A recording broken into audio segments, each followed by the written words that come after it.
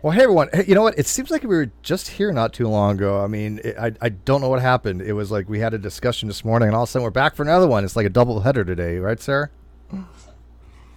Yeah, yeah. It's a double journey.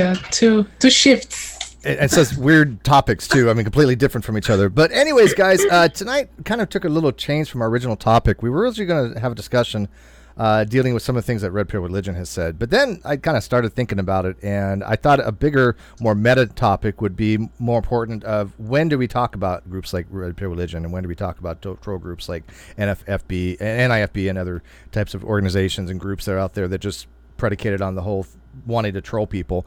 When do we waste some of the advantages of trying to minimize the damage that they do, as opposed to giving them the spotlight, giving them platform, and giving them the attention that they so crave? So to give a little bit of background about this before we turn it over to the panel here, just recently Red Pill Religion has put its little ugly head out of the ground. For those who don't know who they are, don't bother to look them up. I don't want to give them any warranted attention, but they're basically a bigoted hate group that really just can't stand anybody who disagrees with them. They're theistically minded, and so if you're an atheist, you're a horrible, horrible pure person. Gay people are just all condemned to hell. I mean, it's just whatever narrative you think could possibly be the most disgusting, vile bullshit you could possibly ever imagine. They're promoting it. So. It's like Westboro Baptist Church meets the Three Stooges. That's what it is. Yeah, it's almost comical. So their character. Yeah, when you're a character of the Westboro Baptist Church, you know you probably pretty well have a crap group. By the way, that was Dave here. Dave's not producing. Dave's actually here as a panelist, but I ran out of room on the screen here. So we got a couple people in here. I think we got John. I haven't looked in the actual Zoom thing. So we got a couple people in here. But anyways, so I got Dr. Misha Griffith here, who we're going to kind of get her advice on some of this stuff. I'm sure she has her dealings with troll groups and hate groups, and maybe she can give us some advice on when we should engage, when we should not engage, and when should we call attention to them, and when should we not. Because I personally will say this before I turn it over. 99.9% of the time, I think, when you have these people that all they do is troll, all they're looking for is attention. Whether it be negative or positive, they feed off those emotions. They feed off that sense that they had triggered you or got you into an emotional state or even got you to respond. This is why, for years now, I don't respond to certain trolls. I just don't watch any of this stuff. I don't even acknowledge they're existent. I don't care. To me, they're a non-influence in my life. But Red Pill Religion actually has a channel, and they actually have done harm to people. So this is when I have to say, well, do we point out the stuff they've said, or we don't? Because when they did say something last time, Sarah actually was in timeout on Twitter. She was in Twitter jail, so she couldn't say anything. So I don't know if that kind of messed with her a little bit or not. But anyways, let's get back to Misha, and then we could turn over to you two real quick. But hi, Dr. Griffith. How you doing, Steve? We love you, How's by the way. everybody else in there? Oh, you guys. I wanted to. I was, researching Red Pill Religion, and then you said, hey, let's do trolls. And I said, more things to read and look at. So I've been just trying to read up on a few of these things. And of course, hate groups is something that I've studied for a while. I am coming at this not as an expert in psychology or psychopathy or any of that. There's plenty of other good literature about this.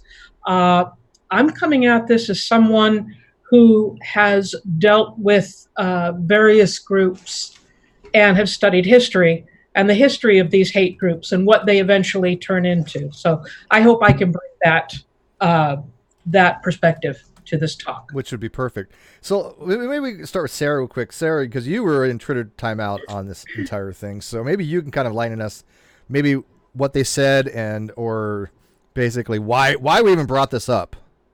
Like they made a comment about, since trans people are so sensitive about their pronouns, we should just refer to them as it, which is, something that not the first time I see that. People just say that to be edgy and provoke reactions. That's what they do. It's something for attention, and they're just fishing to have trans people who care about trans people go and comment back so they can start trolling, and it's just trying to trigger them. That's pretty much what they do. Okay, and that was perfect. I mean, they literally went out of their way to say something that they knew would cause contention. Shocking. Shock Yeah. value. This is what, again, trolls do. Now, Mhm. it wasn't that I wanted to elicit that, I didn't want to respond to them. Because basically everything they say is just ridiculously stupid. So if you were just going to waste your time on every dumb thing they said, you would spend the entire time just responding to their idiocy.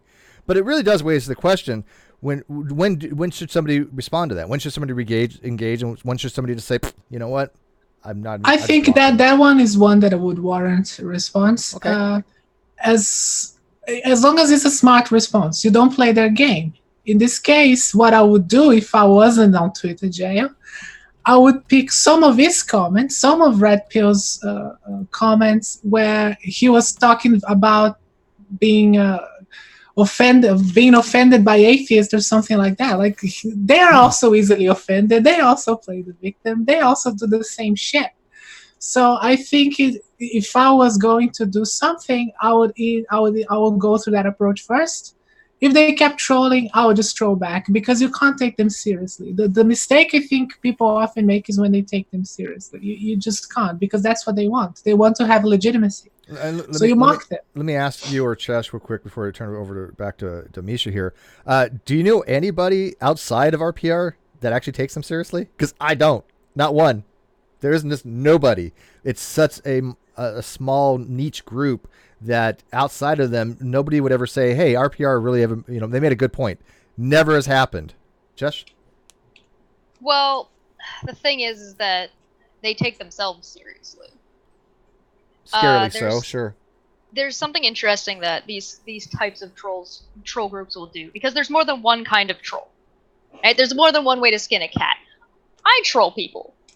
But I troll people in an entirely different way. It's usually just I'm either being sarcastic or I'm making a point.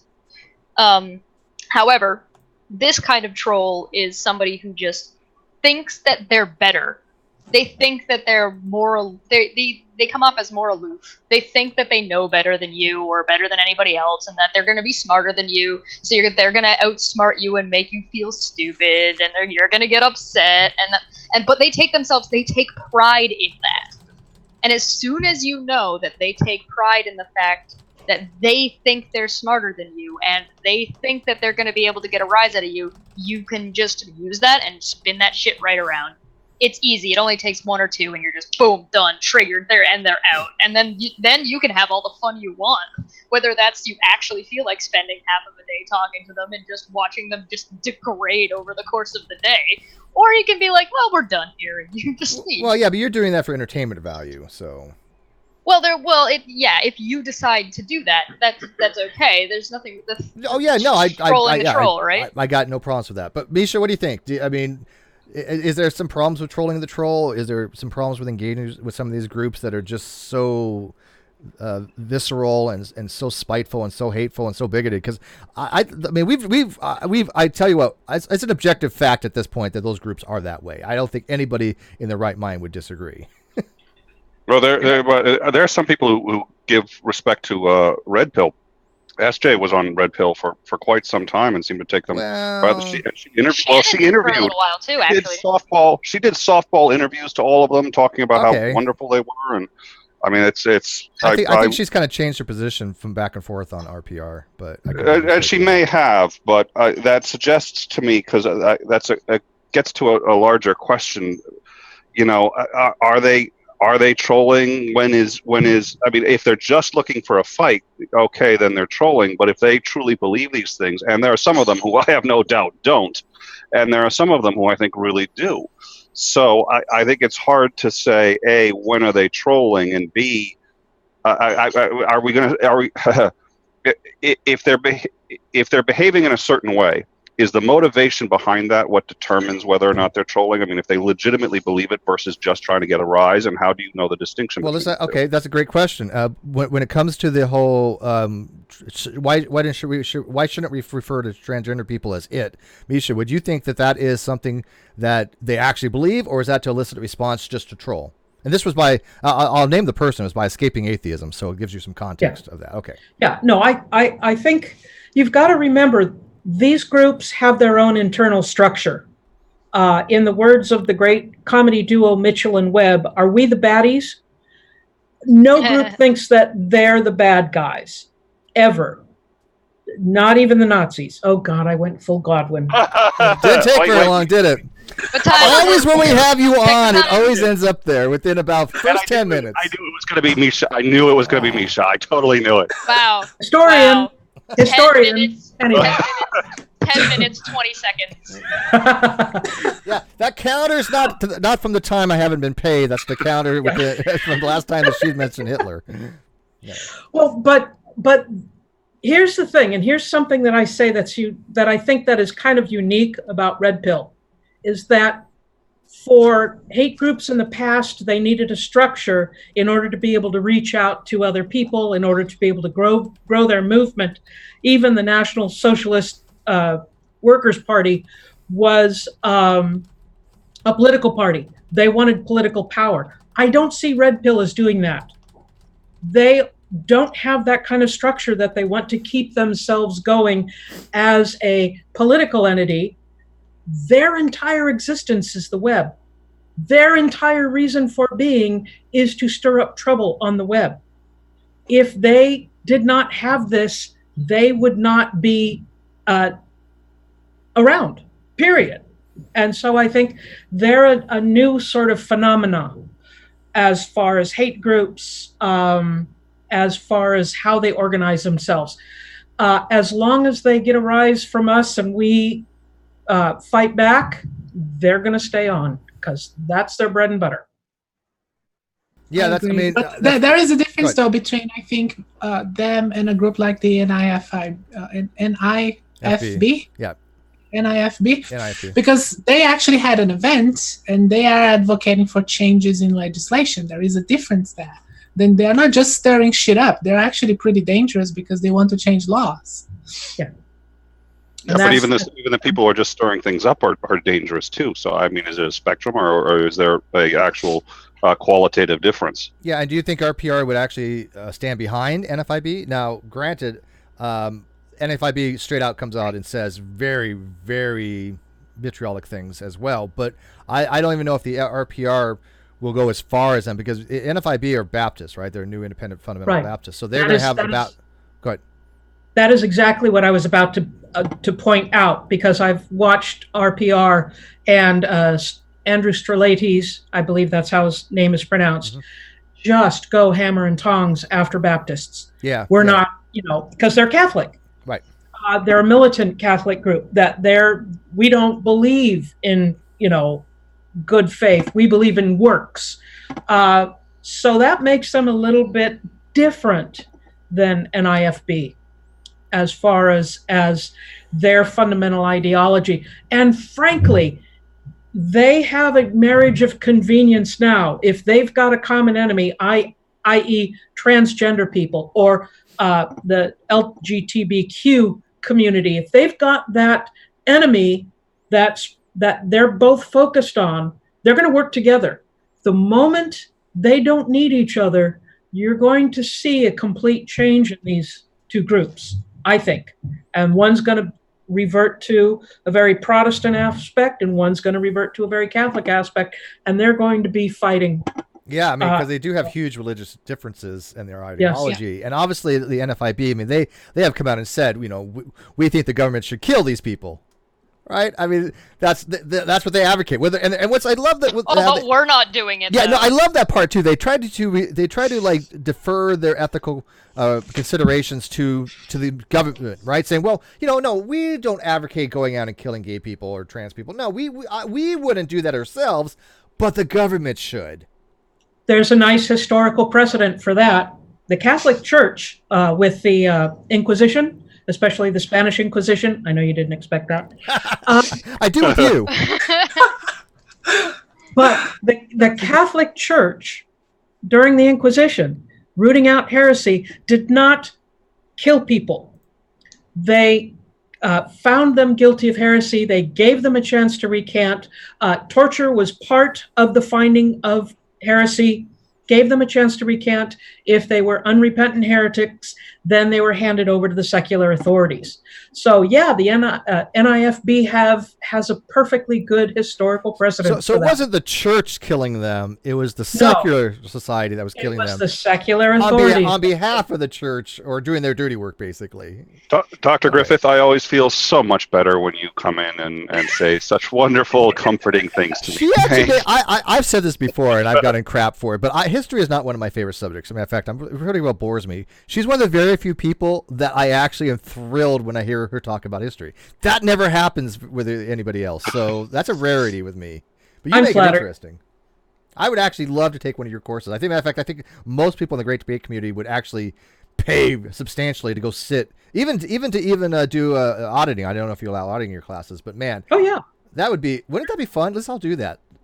You know, now that you mention it, it's possible that like a mod from the Great Debate community might want to work with you to see if you'd be willing to talk on occasion, like an hour once a week, and do something. I bet you there's a topic that people would be interested in, and we could put on the Great Debate community. I bet you that's. I think that's not what you guys do now, though. That's what we're hoping to do now with our own show. So. Oh, gotcha. There you go. Sorry about that. Well, that's kind of what you do on Unsettled History, isn't it?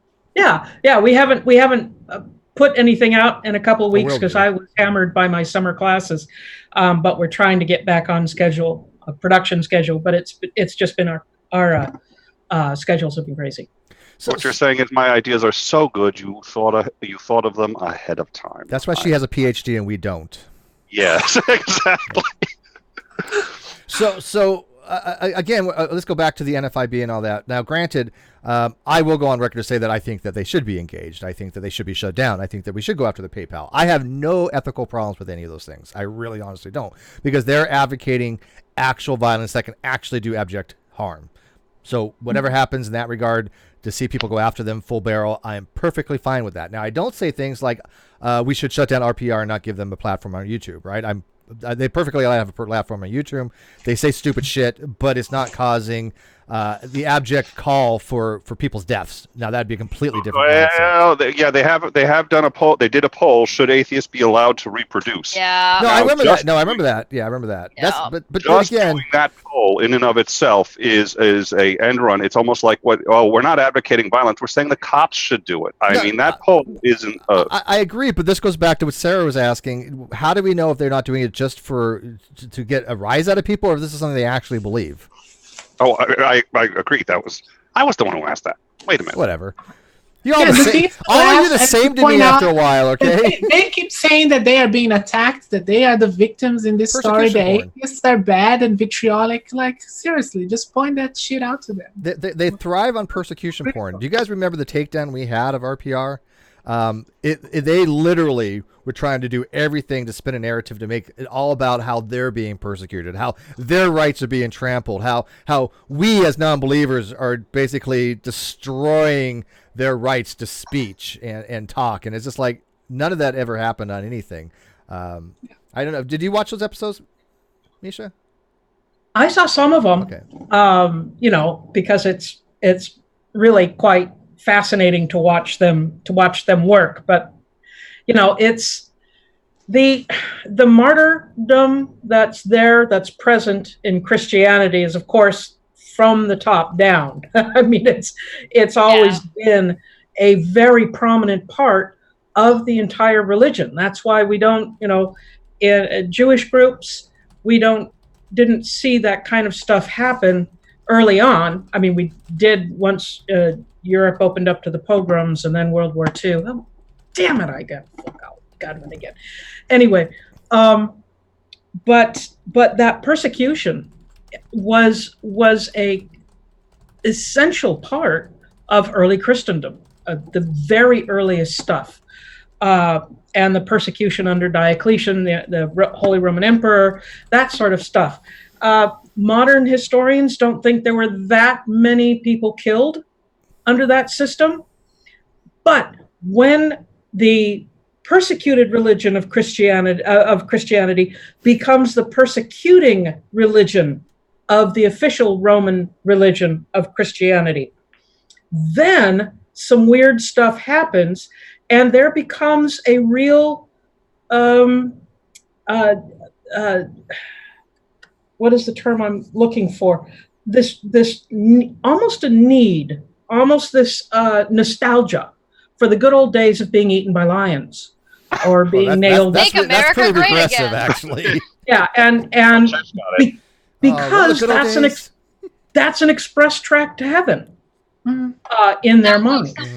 And that's why I say this whole this idea of intersectionalism is so very Christian in that sense, because they see value in being persecuted. They see value in being a victim. Well, I've always said intersectionality to me. The resentment is the what Nietzsche calls the morality of resentment. You see value in that. Is an intersection to me at least intersectionality. Yeah, like, essentially, like if you're doing it right, then somebody should hate you.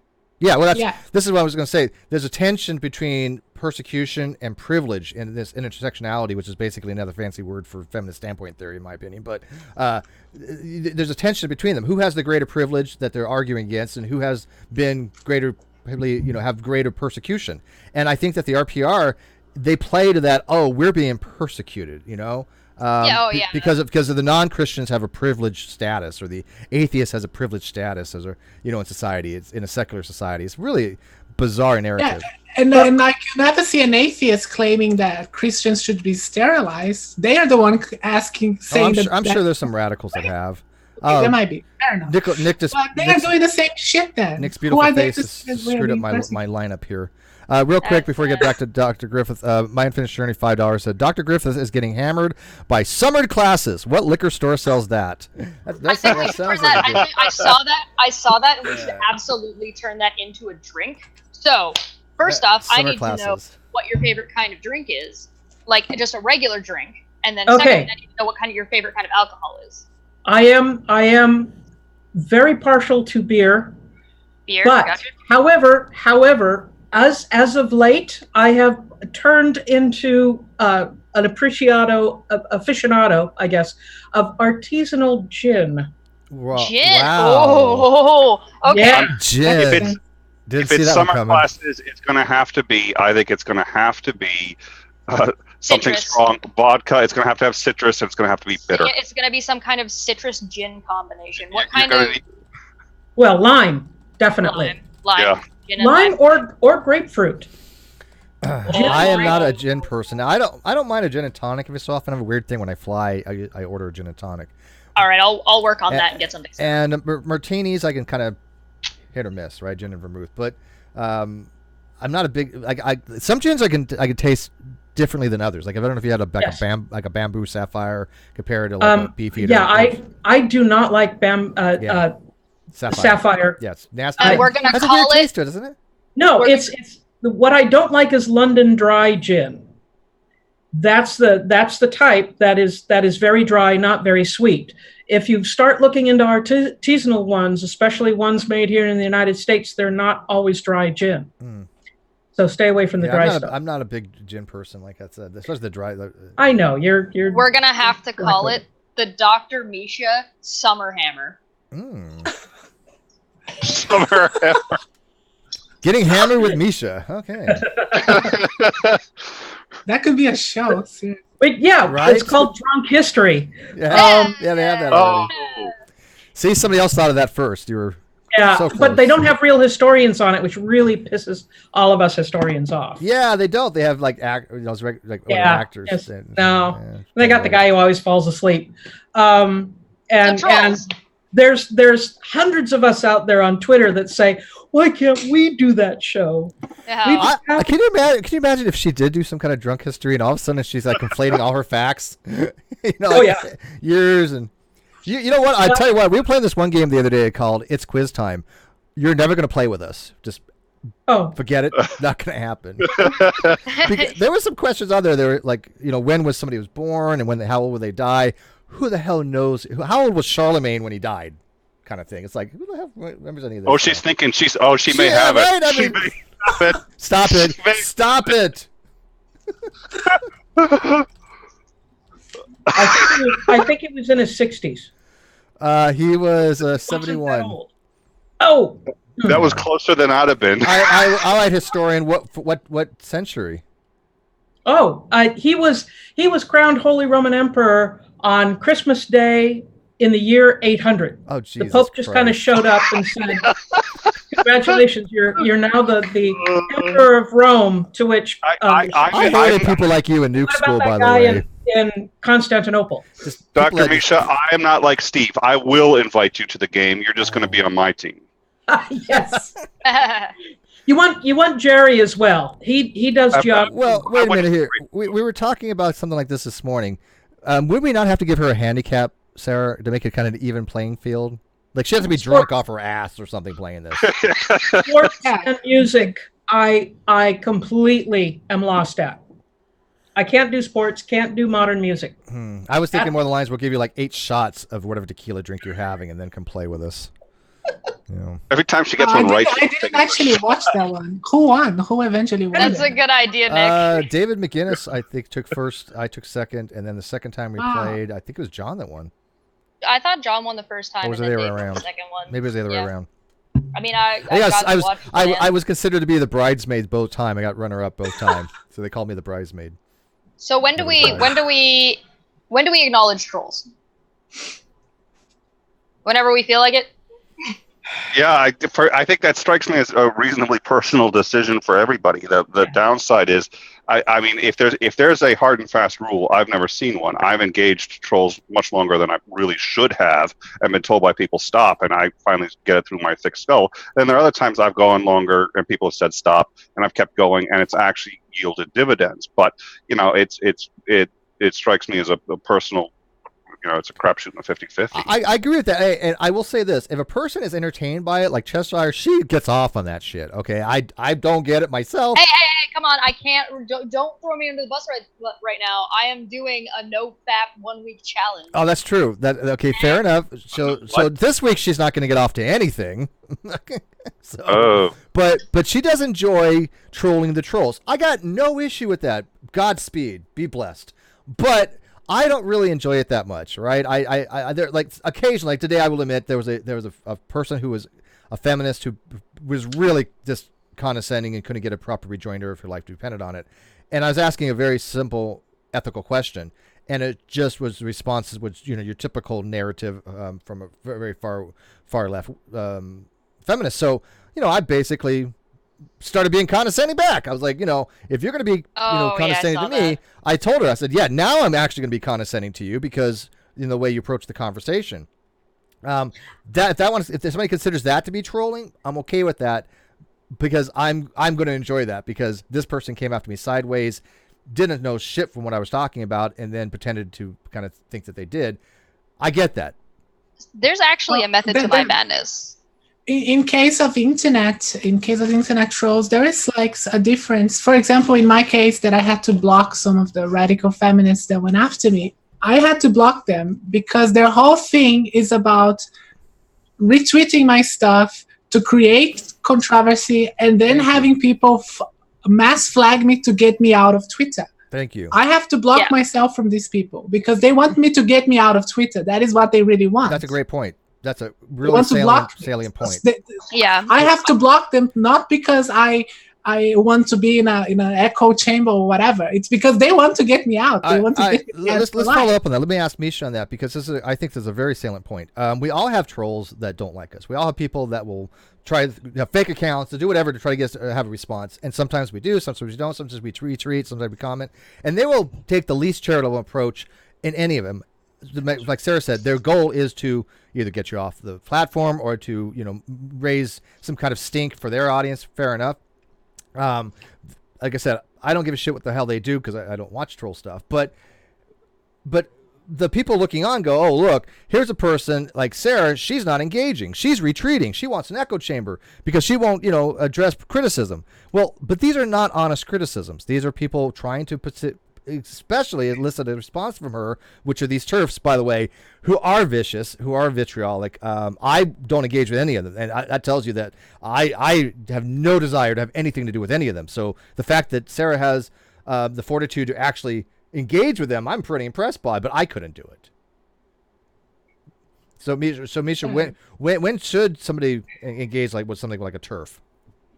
Well, can I go after it in terms of a scientific study and some work by a psychologist by the name of John Suler, who in 2004 coined the term the online disinhibition effect.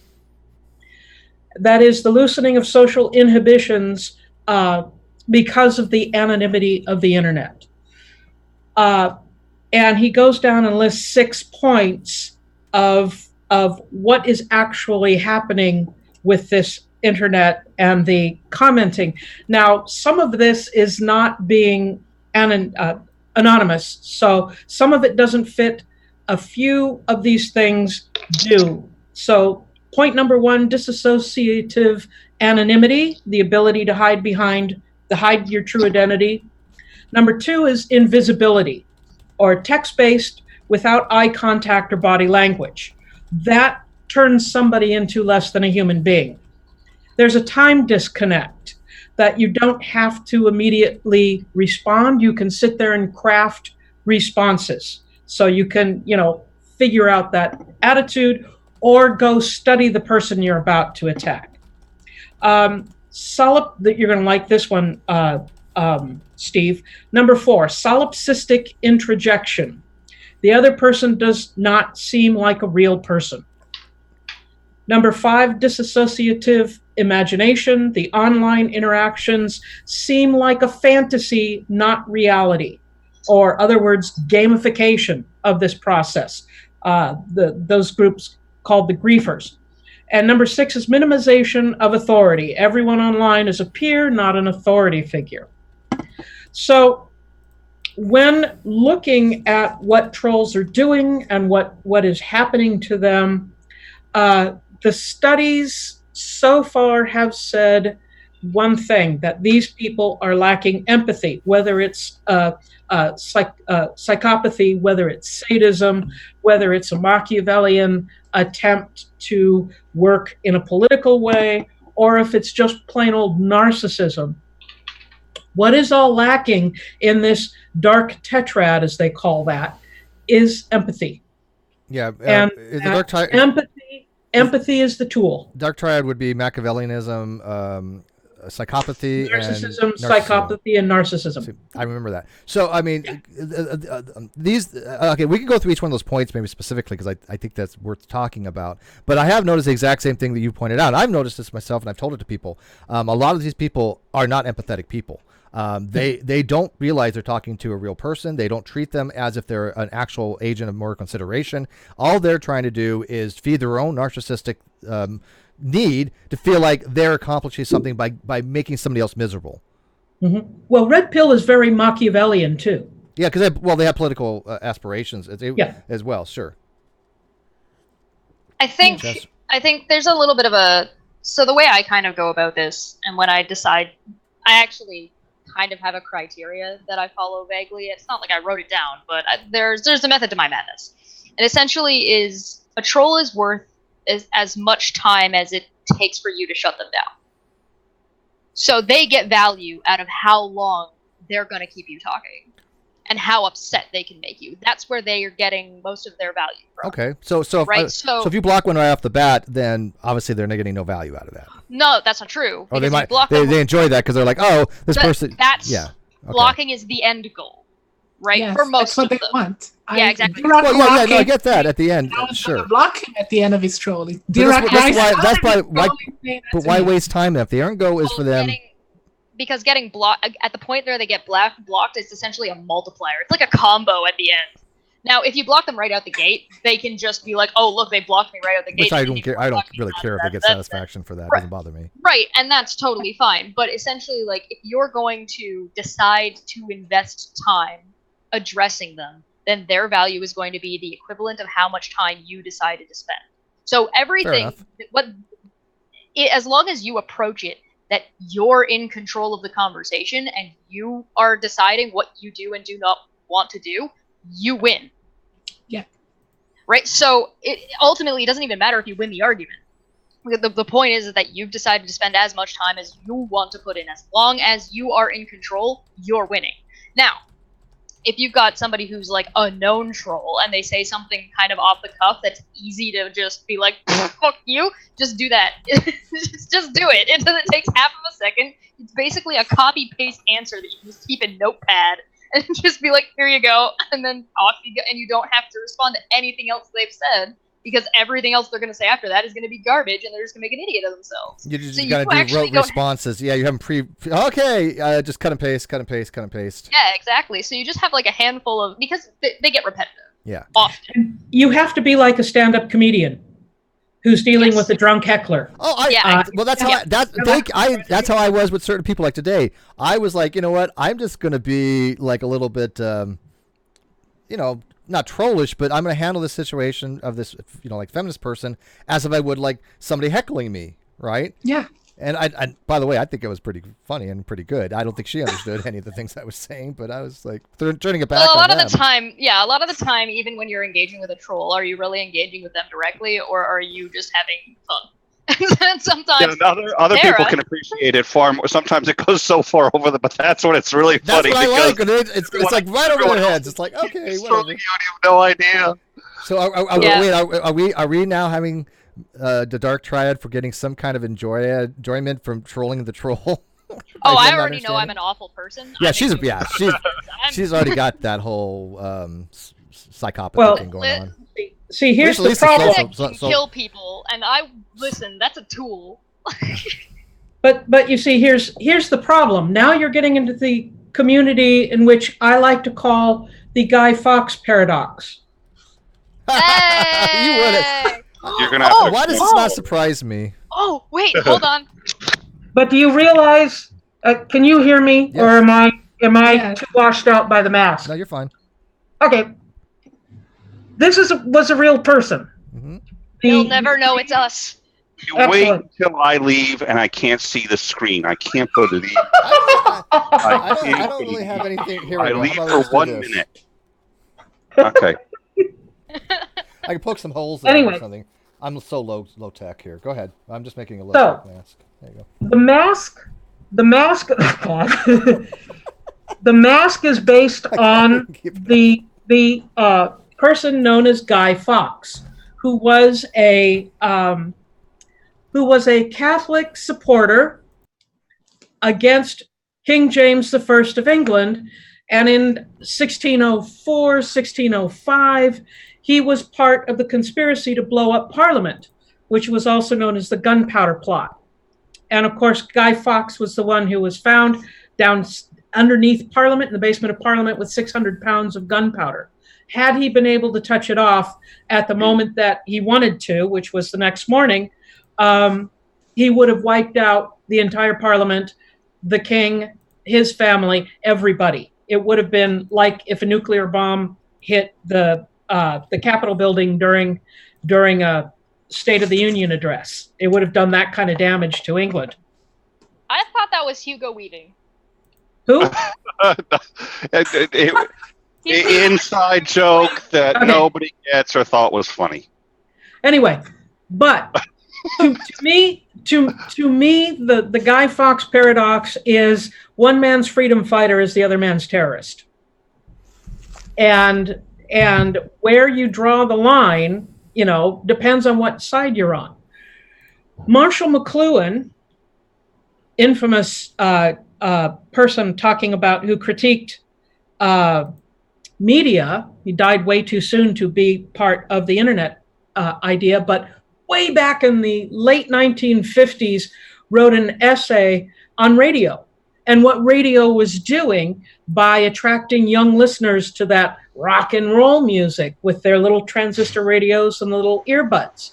And he called them the radio tribe, that they were young people all tuning into the same music at the same time, creating their tastes. And if you talk to people of a certain age, they will tell you how they spent their nights with their little transistor radio and the little white earbud underneath the covers, listening to rock and roll music that their parents wouldn't let them do during the day.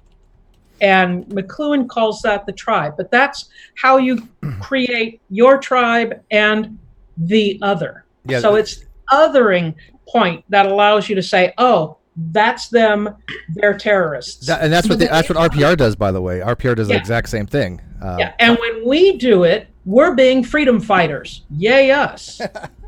But I think there is a distinction in what is your goal. If in a case like, for example, goals of most secular humanists or anyone who defends secularism is to defend freedom of religion. We defend that people should be free, should not be persecuted, or should have the freedom to not be religious or to have whatever religious belief they want. While these Christian terrorists, they want to impose their view of Christianity on everybody else. No, I definitely think there's ethical considerations we have there. Real quick, we have a super chat, 100 Australian from Aussie Globed, who's now a moderator. Yay! Congratulations. As he goes ballistically nuts and just deletes everybody from the message deleted. You're gone. He's actually a flat earther infiltrator. Good job. He says, I don't always understand every topic, but I love this channel. Most of us don't understand all these topics, but I am very grateful that people actually enjoy these conversations, and I've noticed that there's been a huge amount of feedback how people have been enjoying the conversations we've had on this channel. But should have been the conversations on a different channel that I once had, but it's still we have this continuation, and like I said, even the discussion we had this morning, Sarah and I and Lizzie, the feedback on that was just awesome. I was very, very pleasantly surprised that there was like nobody that had any real negative comments. I thought it was we approached that topic very, very well. So thank you, Aussie Globehead. Thank you, buddy. All right, so where were we here? Do we want to go through those points? Because I thought those were interesting points that you had. Yeah. Unfortunately, most of them they're a little bit older. They're dealing with a time when a lot of websites allowed commentary that was anonymous. I'm going to make a confession here. I used to be one of those people. I was on a particular website. Yeah, I was on. My whole image of you is my whole childhood is a lie. And my whole YouTube career, I guess, was a lie. There was a huge bunch of us who were on a certain website that allowed anonymity, and we were crusaders. We were on there pushing the liberal agenda and doing battle with the conservatives. And it was every night we're on there typing like crazy. You know that cartoon, somebody is wrong on the internet. That was us all night long. And it was a drug. It was absolutely intoxicating. And the moment that website said, nope, you have to sign in with your Facebook page, we left. I mean, we literally joked about watching their subscriber count drop. Because it was like because you relied on that anonymity. Yes. Yeah. And how many trolls are? I mean, that's the thing I've noticed. You know, many of us have our real names on our accounts. I have my real name and picture on my account. Yeah. And the people who do are much more rarely a troll. I butchered the English language, but you get what I'm saying. Go ahead. Sorry, Nick. No, you know what I'm saying. All right, so let me look at those two different aspects. You have one that we'll say is kind of trollish characteristics. They have no avatar. They have new account that started yesterday. Right? No subscribers. no followers. Listen. If you're gonna troll, please. If there are trolls watching this, if you are going to troll, get good. Get good. Oh yes, absolutely. Yeah, at least more pathetic than make 100 stock accounts. Get your YouTube channel to 100 subs. Get some backstory or something like that. Make it so there's some like billionaire Texan oil dude or something. I don't know. Do something, right? Stay bad. I don't need more of a challenge. Suck for me. The sucky trolls can go to me. The pros go to Chesh. All right, fair enough. So we have that one kind of troll. No, they don't. That we could just. I'm saying they should. I'm saying this is prescriptive. I'm saying I was on this channel for months before trolls found me, and I'm like, guys. But they eventually did, like I said they would. I did predict that. Well, yeah, but it took them way too long. Yeah. I'm disappointed. Well, like Steve trolls in general are pretty bad. They came at me. Sorry, Steve. I don't have the best trolls. I've tried to up my quality of trolls, but they're not. My trolls consist of basically, I guess, going to make some YouTube channel talking shit about me. That's My that's their friends idea of troll me trolling. better I than don't know. I whatever, man. But My friends are like, the Earth is flat, and I'm like, fuck you. but okay, so yeah, so that's the one kind of troll. But the other kind of troll was somebody who does have a lot of, who is actually a real person, who all they do is go out and try to elicit responses, and they're not just a new, nameless face on Twitter or something like that. Well, there is a problem potentially with there are people who are dangerous, and that is an entirely different breed of person that you're dealing with. Somebody who is legitimately going out there, like there's somebody who's trying to get a rise out of you, or somebody who's trying to feel better about themselves, and there's somebody who's legitimately trying to bully you to cause harm, to the point where like people who are a good example might be a lot of the incel groups, where they're legitimately just bullying each other to suicide, where it's like, you're not trolling back in the day was supposed to be fun. It was supposed to be silly. It was supposed to be a good time. It was supposed to be a joke. Like, no, of course I don't really believe this. Haha, isn't that silly to think that thing? This is not necessarily the case anymore. And there's also something to be said for these people who are dangerous, who, if they get a hold of, they will go hunting. They will find your personal information. And that is an entirely different kind of person. Now, okay, let's talk about that kind of troll, the doxing troll. Oh. What do you think about that, Misha? Because there are people that literally go out of their way to find as much information. I've had people threaten to dox me, which makes no sense because all my shit's public. What are you going to tell people about me? You can do a report on me. You can call up, go do a credit report on me or whatever. I don't care. By the way, my credit score went up 35 points. Thank you very much. I could actually buy a house now if I wanted, which I don't. But I mean, so. When you have these people that are going out to do actual physical harm, to say, okay, look, I'm going to release your private information, or you know what, I'm going to come visit your house, because I think that definitely some of them will. They're that that's bizarre. Those people are over the line. Those people are not your average everyday. Let's play around with the trolls. I think those people are true psychopathy problems. Psychopaths, yeah. Yeah, psychopaths. That they have an antisocial personality disorder. But there are also people who, as I said before, they think they're doing right. I've seen on Twitter on times when you get the videos of the people yelling horrible epithets at other people, and you'll see someone reposting it and saying, Twitter, do your stuff. Find this person, get them fired. And you can understand in some way that would be so wonderful to see if you're in a certain mindset. But if you're really looking at the big picture and you're really looking at through the eyes of of empathy, you don't want to do that. Well, there's also like that there are times where that's the internet. The internet is a tool like anything else. Right. There's a lot of people here, and there's a lot of people who know things about a lot of different stuff. So in a lot of ways, you'll get those kinds of messages that say, hey, we need to find this person. And sometimes it's for the good. And sometimes it's for literally the worst. Yeah. So it's kind of one of those, you can't really police it. Because is it worth losing the people that have been jailed for being pedophiles, or the people that have been jailed for abusing animals, or the people the good that it's done at that point? Or if you are going to police it, how? I'm old enough to remember the McMartin preschool case. I remember that. That happened not too far from where I used to live. Yeah. That was it Artesia or what was yes. It was Artesia? Something like I honestly something along think those lines. Yeah, it was like the that. police need to start taking the internet more seriously, because the thing is how many people are going to have to die before they start taking the internet seriously? Because the internet is real life now. It is.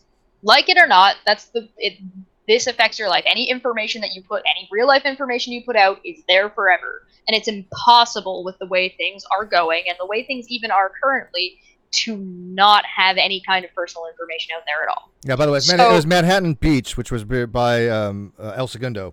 and Hawthorne, Gardena area. So, Okay. Yes. I knew it was somewhere in that little area because I used to be not too far from Beverly Hills and from downtown LA. I was born in downtown LA, by the way. So yeah, that was during my time growing up. So it's a matter of like, not only do we need to start treating the internet as if it is real life, that's going to be a matter of time. Just because advancement in this kind of technology has been so quick, it's hard to keep up and it's hard to understand that. Like a lot of the times, the things that I see tends to be this group of people who are the people who used to tell you don't believe everything you see on TV. But now they believe everything that they see on the internet. On the internet. Yeah. Yeah, well, that's and they do that. A lot of people will see. They do. They do. They do. I have definitely noticed. I think people have noticed as well. Most people on the internet I'm an adult. are not that good at critical thinkers, right? And so they say something on the internet. Oh, it must be the case. I mean, we see this all the time. I just recently, on my Facebook page, one of these memes popped up again that I just think is hilarious. It was on a creationist Facebook thing where it was like doorknobs in coal, right? And the caption was like, "How do you disprove carbon dating? Doorknobs found in 300 million-year-old coal." And it's like, people are not critical thinkers. If they ever looked into that story, they would actually find out that what really happened. It was actually a plane that went down that was carrying coal and carts of doorknobs that they're shipping. And so when it went down, it got all mixed together and stuff like that. But of course, these people are out there going, "Oh, look, we found this acronym of having these doorknobs in 300 million-year-old coal. Clearly, evolution's false, right?" There are people that are just, they'll take what they see on the internet and just at face value believe it no matter what. But there's a lot of smart people who. Go ahead, John. Nick, it's not just. I remember there was a meme, and I remember this because I remember when I first saw it. Nick, yes. 2019. That was a meme. Yeah. Back in my day, we had a meme. Please put that on the Atheist Codex as the header for all of the memes that you have. I'm gonna have you. I'm gonna put your face on it. And we wore an onion in our belts because that was the fashion of the day. So it was of Trump saying. It was quoting Trump from a interview in, I think it was People magazine, where he said, "If I ever run for president, I'm going to run as a Republican because those people are idiots and will vote for anyone." Yeah, I remember something like that. Yeah, and I said, "That's too good. That's too much. That's playing too much into my own biases. I'm not going to retweet that one until I check it." And I check it, and sure enough, it's false. But the number of people who actually did fall for it, who are ostensibly intelligent people, but because it played into their biases, they're like, "Oh, of course he said that," I mean, to be fair, Trump's a little bit hard because he says some dumb, ridiculous. Trump is like hard mode. If you were gonna play, did he or didn't he say it? Yeah, that's We got to keep in mind, when we study history, and we think about, when the printing press came out, it was all the Leviathan by Hobbes, and it was all of these amazing, important pieces of work. What we don't realize is that there was a lot of crap back then. Listen, memes are forever. We're the same. By the Look way, at the graffiti in Pompeii. The live chat kind of wanted to know, but they already pointed out the onion in the belt comment was from the old father dude on The Simpsons when he was back in my day, something along those lines, right? The Simpsons did it. Yeah. Abe Simpson. Abe Simpson. Yeah, that was it. So that was One, he said. I had to walk uphill both ways to school. Well, I always loved, talking about when he talks about listening to Edison read into the wax cylinders, and it's like, one, he said. Anyway. You know what? I actually measured the walk from my high school to my home, and it actually was 2 miles. I had to walk 2 miles home from school. I didn't realize how long a walk that really was, man. That sucked. I didn't do it all the time, but occasionally I had to what walk I home. think exists today, and that is a topic of the video I'm most proudest of that I put in my channel. The internet gives people the illusion that they actually know what they are researching, gives them the illusion that they are intelligent. but it actually is doing little to help us develop the critical thinking necessary to know what is good information and what is bad information. It might actually make the problem worse, because it's creating worse echo chambers where people, it exacerbates the Dunning-Kruger effect, where people just basically keep tapping each other in the back, confirming their biases, and it's just making things worse, in my opinion. So you would be amazed at how many people don't know how to research. So real quick, I got to make sure that you're saying this right, Sarah. Not everybody on the internet is an expert. Yeah, exactly. Just making sure. Well, especially flat earthers. Especially flat earthers. Yeah, find me a flat earthers as an expert in anything. Real quick, I got super chat. Find me a, go ahead. 10,000 won. In Asia, there's a dangerous trend of social vigilantism through doxing. When the police are inept, people on the internet start acting like group intelligence and start doxing criminals. It's hard. Are you going into Death Note territory here? What's that? Death Note was an anime that came out, and it's essentially the guy can write on his book that is called the Death Note the name of the person and think about their face, and they die of a heart attack.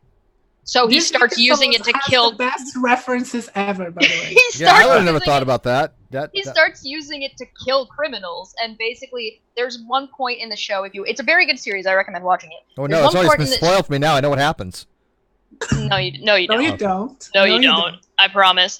So there's one point in the show where he makes this pivot, and at first he's essentially a younger kid who's trying to make the world a better place, and he's like, you know what? If nobody else is going to make the decision to deal with these people, I'm going to do it. And of course he views himself as a hero the whole time, but at one point you can see the pivot and the whole tone of the show changes, where he kills somebody who's figuring out who he is, who isn't a criminal and hasn't done anything wrong. And the whole tone of the show shifts. Mm-hmm. And that's where you get your difference. You die a hero, or you live long enough to see yourself. Oh, now we're into Batman. Okay. Yeah, isn't that the thing with vigilantism? I mean, if you get it wrong, you're no longer a hero; you're a criminal. You're a criminal anyways. Well, you're a criminal anyway. It depends on your type of vigilantism. Doxing somebody is not necessarily, a criminal thing. It's just unethical, and you can lose your platform. It might be. Yeah. It depends. I mean, no. I mean, for example, if I had some really hateful turf, and I said, hey, here's Sarah's, home address. Go pay her a visit, and she gets beat up or something like that. I think I would be criminally liable for that, right? But I don't know. Well, you're inciting violence at that point. Yeah, well, no. If I just say, hey, go pay her a visit, go say hi to her. Yeah. I think doxing. I think there should be laws against doxing. Yeah, I think I would be criminally responsible for that because there was a causal link between the events. And not even if you go ask someone to beat them up. I think revealing people's information on the internet without their consent should be criminal. I don't know how you would prosecute that very much. I don't know how you would catch them. Yeah, I don't know how that would make that a criminal liability. Yeah, there are challenges. But this is one of the interesting things, though, is that this gets into what Dr. Misha had been saying earlier about on the internet, everyone's a peer. So it doesn't matter. You just see everybody as a peer, regardless of how much education they do or don't have, or how much education you do or don't have on the internet. It's this huge equalizer.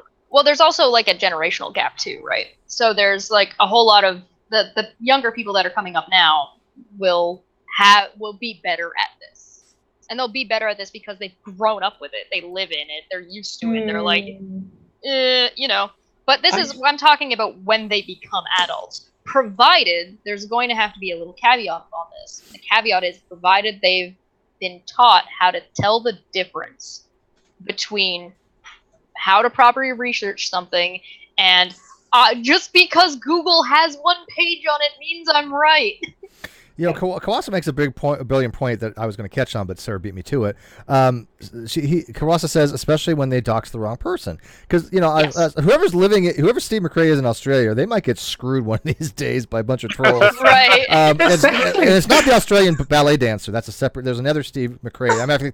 I used to be friends with the Steve McRae from Australia on my Facebook page. He was a big, muscular construction type dude. I don't know if that's the same one that people have been finding over there. But I can safely say that I don't live in Australia. I've been there twice.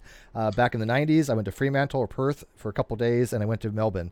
But other than that, I have nothing to do with Australia. No offense to Sarah, I just never, not my thing. Cute, but Melbourne Sarah. I'm not. I don't want to diss on Australia and shit like that, because Melbourne is a beautiful city.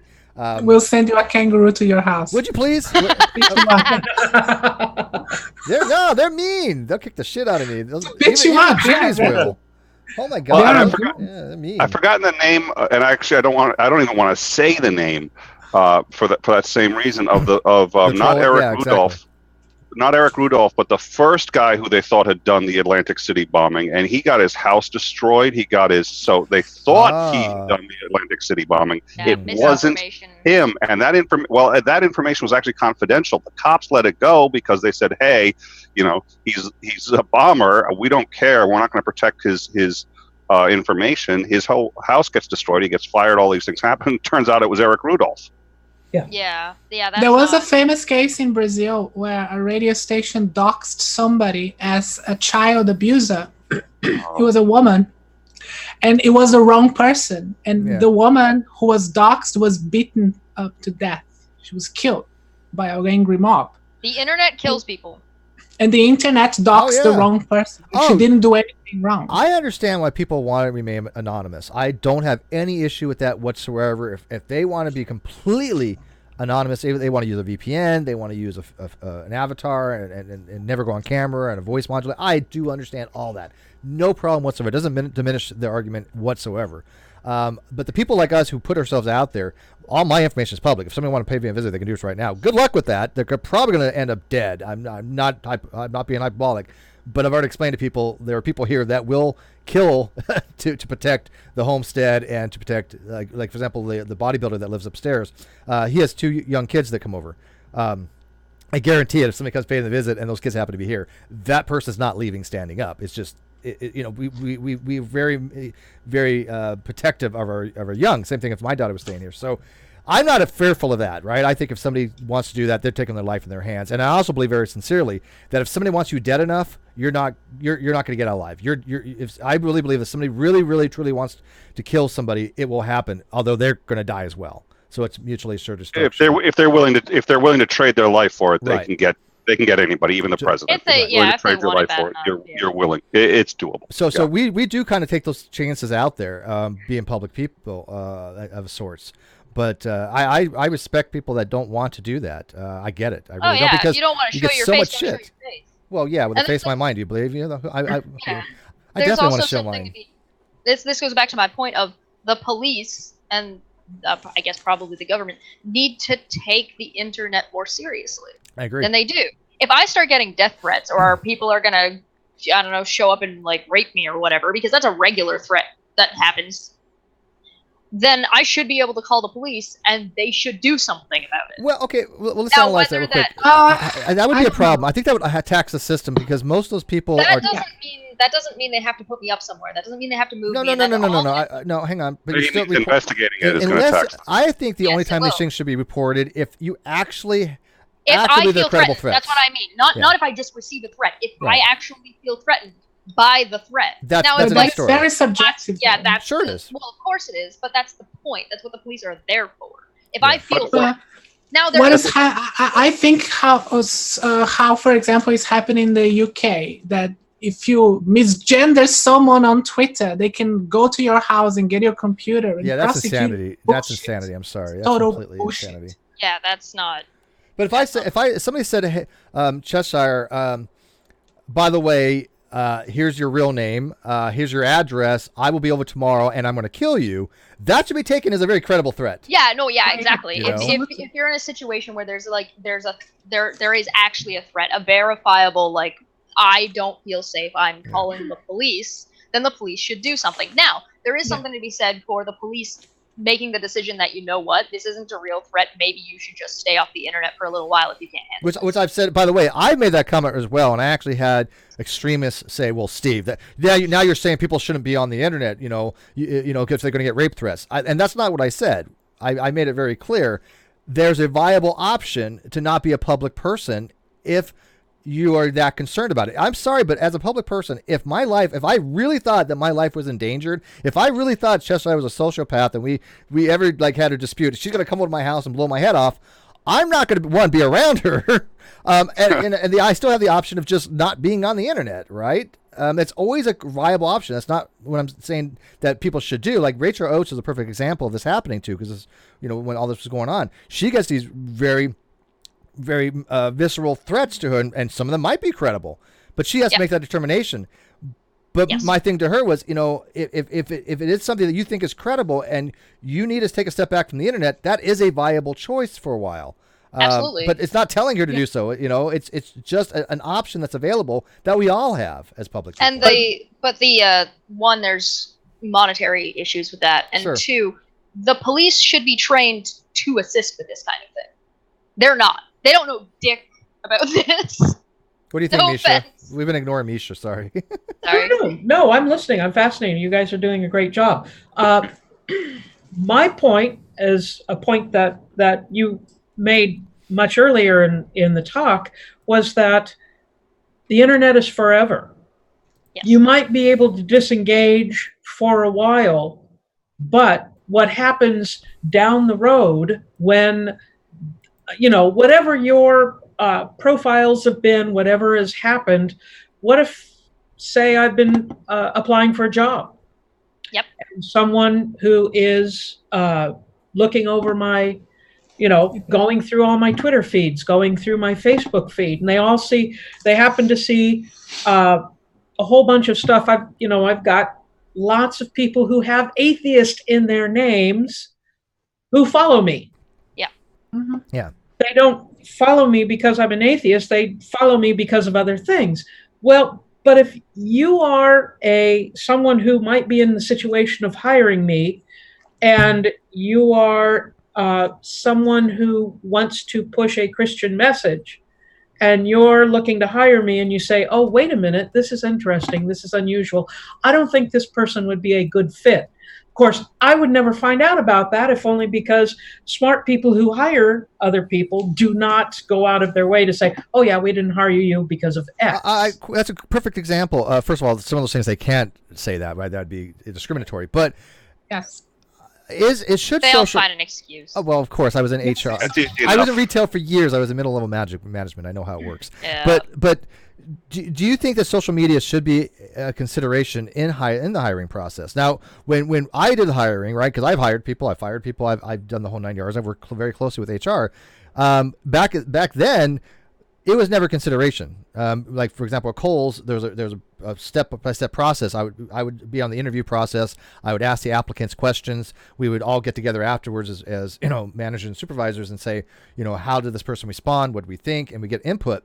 But none of us ever said, hey, let's go on Facebook and see about their social media. Yeah, but it's It depends on the different. job. Yeah, I think people should. If someone to sell T-shirts, it's different than if you're hiring someone to have multiple classrooms of the young adults that you're lecturing. I mean, that is a very particular sort of. Okay, so it depends on the. Okay, so you're saying it depends on the job, but well, hang on, I'll give you some pushback.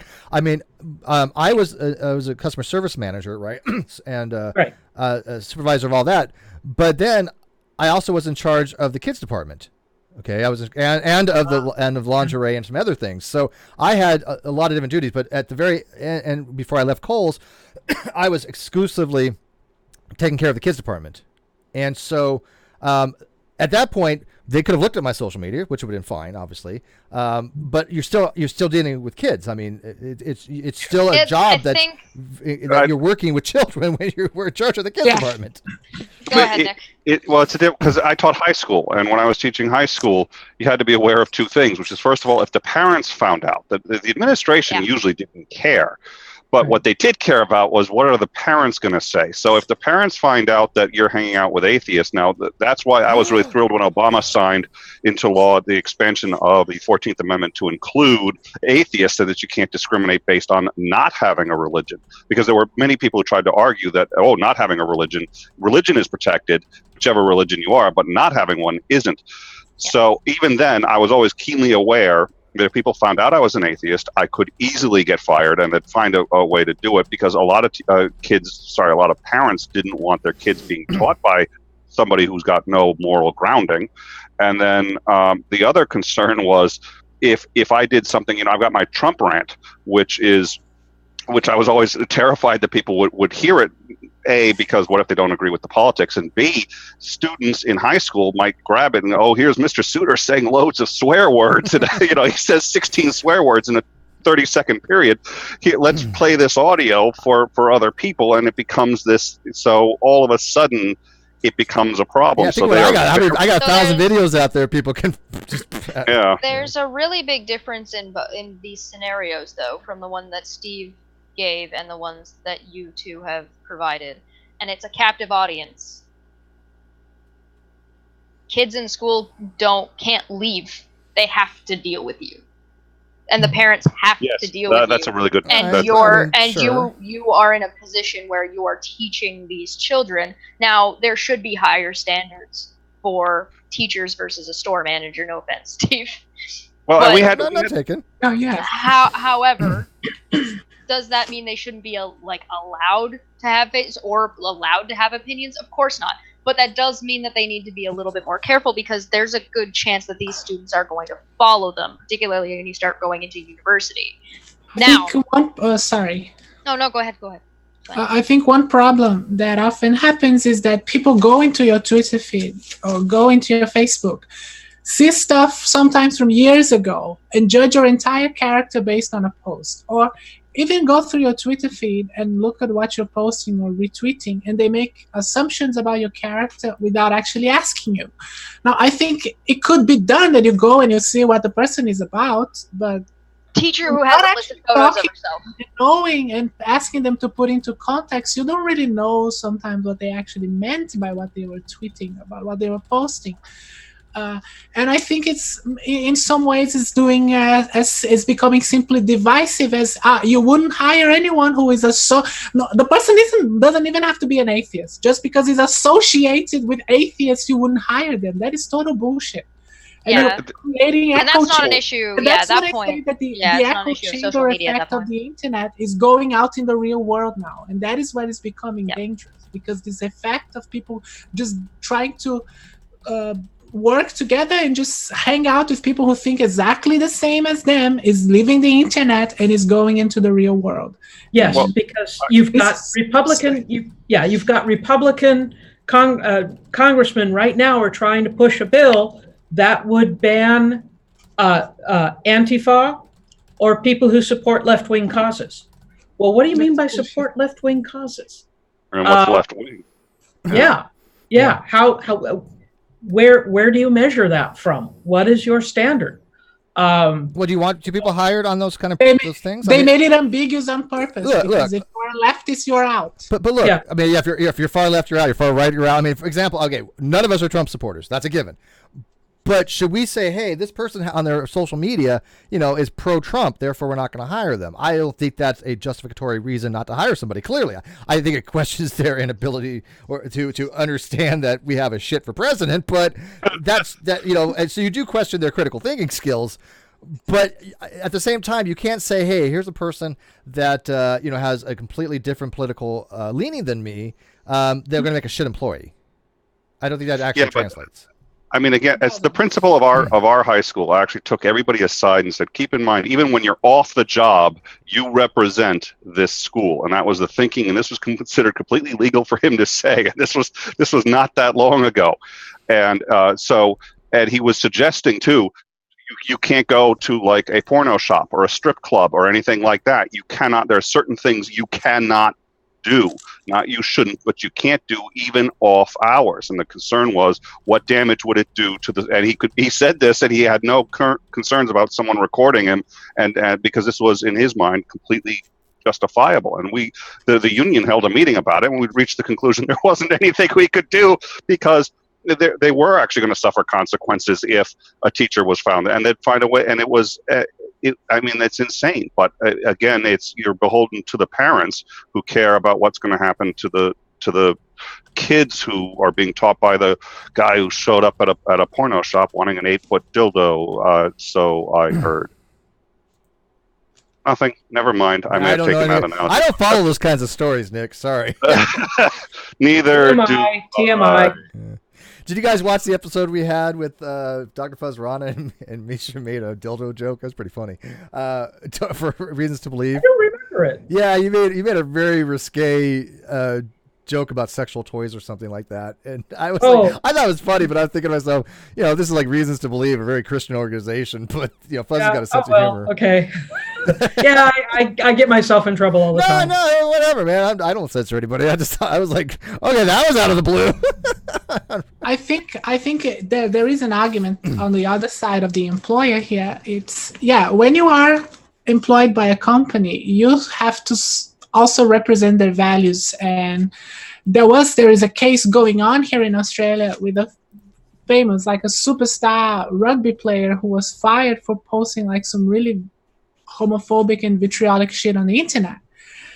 And the reasoning is he represents the National Rugby League. Yeah. So he can't go out saying this shit. And they asked him to stop and he kept doing it. So they were pretty reasonable. And that is the difference when you go out because if it's just something private, it's different. But like as Nick made his video, he put it on the internet, he made it public. So there is a difference. Well, I also think there's also a difference between something that is an opinion and something that is harmful. So you can't not hire me because I'm a Republican. But you cannot hire me because I'm causing actual harm by being homophobic or transphobic. But are you like because now you're atheists and gays should burn in hell? Is he actually causing harm by saying that? Well, there are people who say that you're being. Listen, if you voted for Trump, you are undermining the security of the United States, don't you? That's there are a people fact. who absolutely. Well, bingo. So there you go. If you're a Republican and you voted Trump, you're causing harm. No.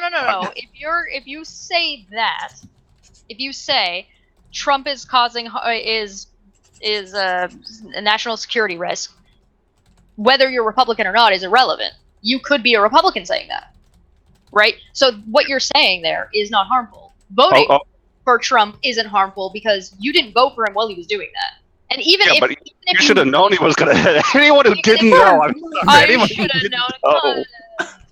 Even if you did it, if you're still a Republican and still voting, you're still not marginalizing a group of people, like if you're racist. Okay, but he marginalized. Do you know how many people he marginalized before he became but you can't hold Republicans directly responsible like that. That's not fair. Well, says you. I think that's a matter of opinion. I personally wouldn't. I agree. I can't, but I think I can understand the argument. If I vote that Steve gets to run his channel, like say there's a democracy here and Steve runs the channel into the ground, am I responsible for him running it into the ground? If I think there are a number of differences between that analogy and because him running it into the ground is running his channel. This country doesn't belong to the president of the United States. That's an office. Yeah, but that ruins the show for all the people in the chat. Yeah, though that's fine. They don't own the show either. I own a piece of this country. That's what a democracy is. Right, but we're benefiting, right, from Steve's show. But you don't own it, Shash. It's different. Yeah, I'm not talking about owning it. I'm talking about, am I responsible for him? You pay your taxes. You own it. You the actual sovereign of a republic. Yeah, which is okay. Fine. It's a shitty analogy. I'm just saying it's a bad analogy. That's all. If you want, I can go. Fine. So the point is that like just because somebody is a Republican or voted Republican, that's not you're not causing harm directly. You're also I agree completely. What I'm saying is I still see how it's a defensible argument. I can see how somebody can make that argument, which is why I'm concerned about I think there's a scale. I think the problem is, it gets into the same question we've had, when is trolling okay and when isn't it? Sometimes I hear that doxing is okay when it's a guy at a neo-Nazi rally who ends up later apologizing and saying, I shouldn't have done it, and there was this confusion, and I'm glad I got doxed.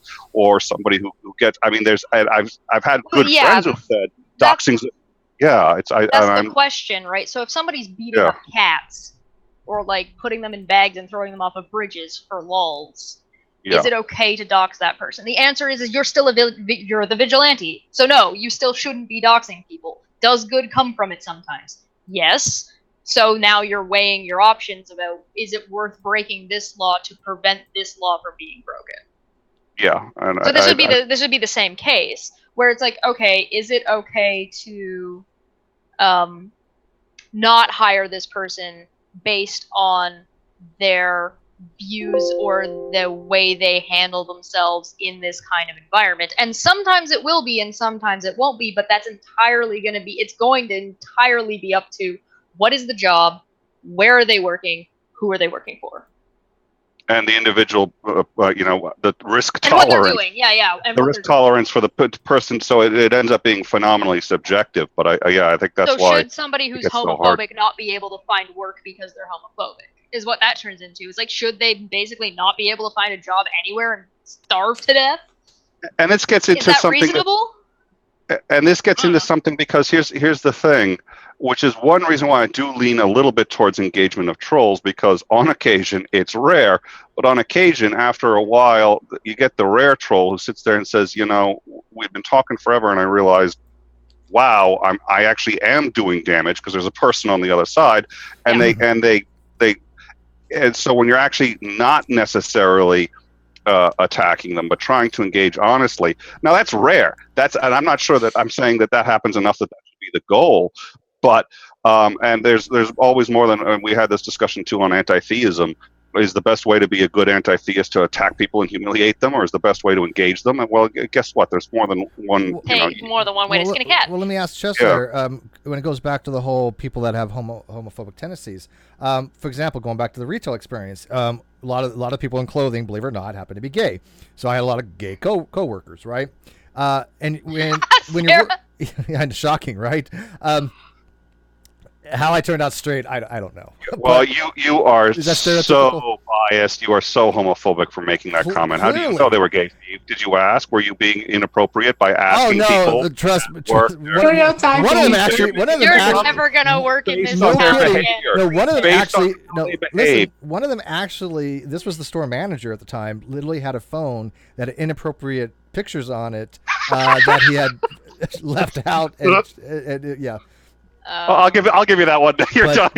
Well, he didn't leave it out. What he was doing, he accidentally flashed it, and people were like, "Okay." But anyways, my point being is that you're working with people that are gay, and you're working with a public that are gay. So if you're homophobic, isn't that the detrimental to the business, because that person is probably not going to give the best customer service they possibly could when they're dealing with the public? I mean, I don't know if I could hire somebody that has that particular personality trait, only because they're free to have any opinions they want, but in that particular case, they're in an environment where they're going to be exposed to people that they have a bigotry towards.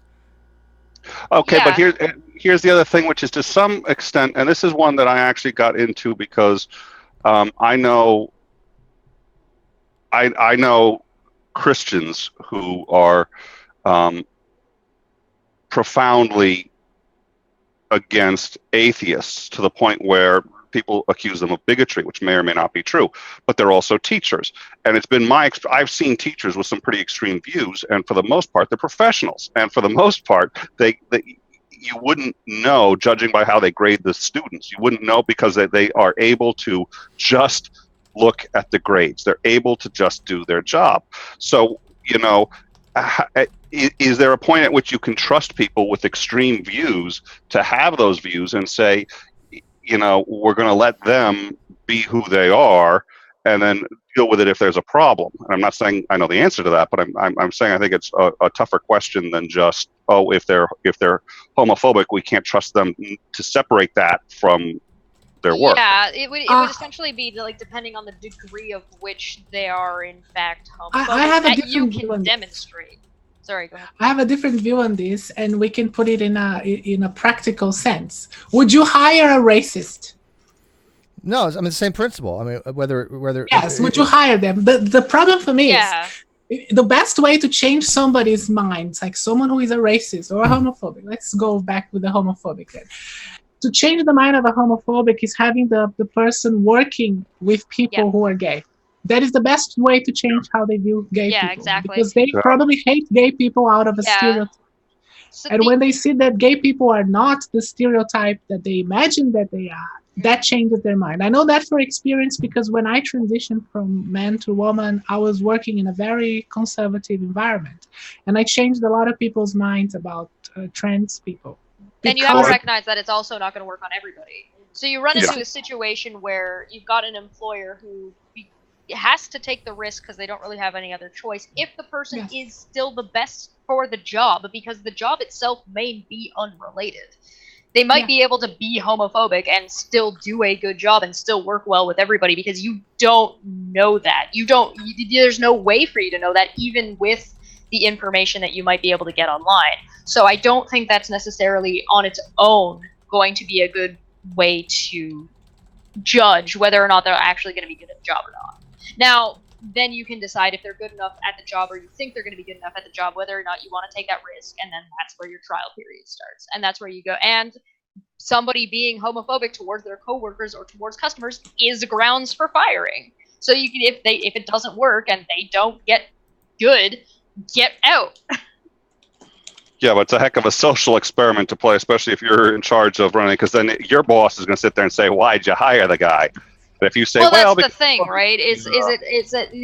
We're kind of building this in a scenario where you're going to have to hire somebody, and this person is the best for the job.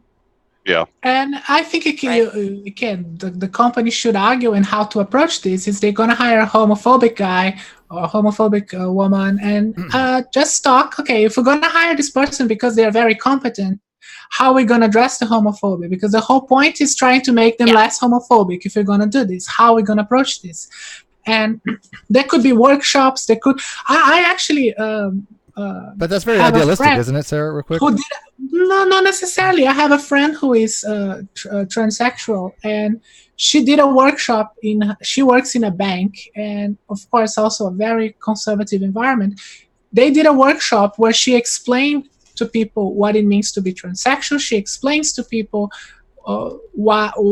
That, we are all just different, blah, blah, blah. Exactly. They did a sort of a workshop with Q&A where people could ask them questions, and she's very open-minded, and it's just basically, ask whatever you want.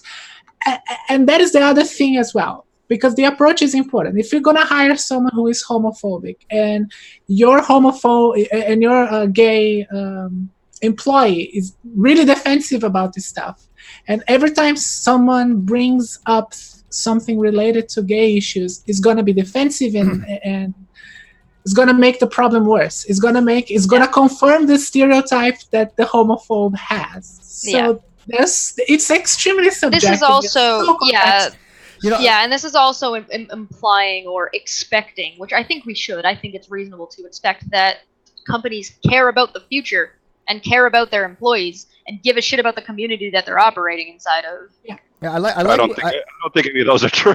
I like what Devan said here, though. Real quick in my chat. I like what he said. He said no one says they love Trump, hate gays and blacks during an interview, right? And if you think about that, these are things that if they're not willing to say those things in an interview, then they're hiding it for a reason, right? They have to know deep down inside that these things are not socially acceptable, and their positions are not well taken, and they're not going to get the job. Unpopular at best. Yeah, they think that they're wrong. Okay, fair enough. They might be just concerned that they're unpopular, therefore they shouldn't be talked about. The same reason why somebody might not be upfront about being an atheist, depending on where they live. Okay, that's a fair point on that.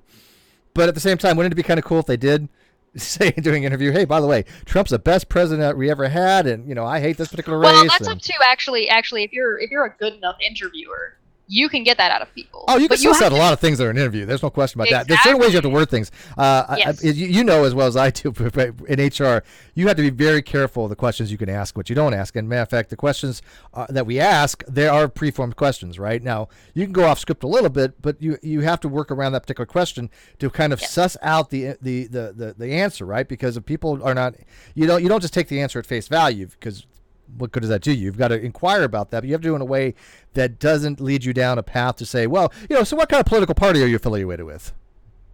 Right. Yeah. That's right. Yeah. Misha, do you think, like in a historical perspective, like having this approach where we try to build very diverse communities, and I mean diverse in opinions, is a way to counter this divisiveness that we have? What do you think? I wouldn't be in education if I didn't think that it worked. I teach Western Civ. This is a stupid survey course that tries to cover an ungodly amount of material in a very short time. And so, it's kind of like a stone skipping over the water. We're not even getting wet when we're talking about all these different historical periods. But we're opening people up to them. And hopefully we stretch that envelope a little bit more, and then it can fill up a little bit more. I think exposing people to this is the best way to change hearts and minds. Yeah, education is essentially that's how you fix anything. Any problem, essentially, education is the first core thing that you're going to want to work on. That's same with the internet, same with trolling, same with echo chambers, same with people need to understand what the internet is and how it works. There was a famous case of an employer who is a contractor for the military, and he had a snowflake form to see if the applicant is a snowflake, so he wouldn't hire them. And one of the things is like, if the person thinks it's okay to burn a flag as a protest, he wouldn't hire them. And I think that is when you get into the point where you're just not hiring people for opinions, and it doesn't mean that they hate America because they think burning a flag should be lawful, and that is the distinction that some people are not making. And basically, we are just creating echo chambers at the workplace. But it's not the people in HR doing the hiring that are actually doing the educating. The educating has to happen at a very different spot, because HR people are listening for certain reactions. Educators have to learn to listen to all the reactions and try to find out solutions to get to that student. Well, isn't it when it comes to pedagogical approaches, is that the whole thing that how a student is going to understand these things? Like I'm very big into what's called heuristic teaching. Heuristic teaching is something that where you may not be at the lower echelons for school, that the kids are not going to understand certain concepts, right? So a heuristic approach would be, let's explain it to the kid in a way that they're going to understand at their appropriate level. I think when I look at Common Core, I see a lot of issues where I don't think they're explaining things in a way that, as I remember being a kid, that made sense. And talking to my daughter, she was taking these classes, and she would tell me nobody in her class gets any of this stuff. I mean, when you're in first grade and they're already talking about doing arrays and things of that nature, I think it's a little bit much.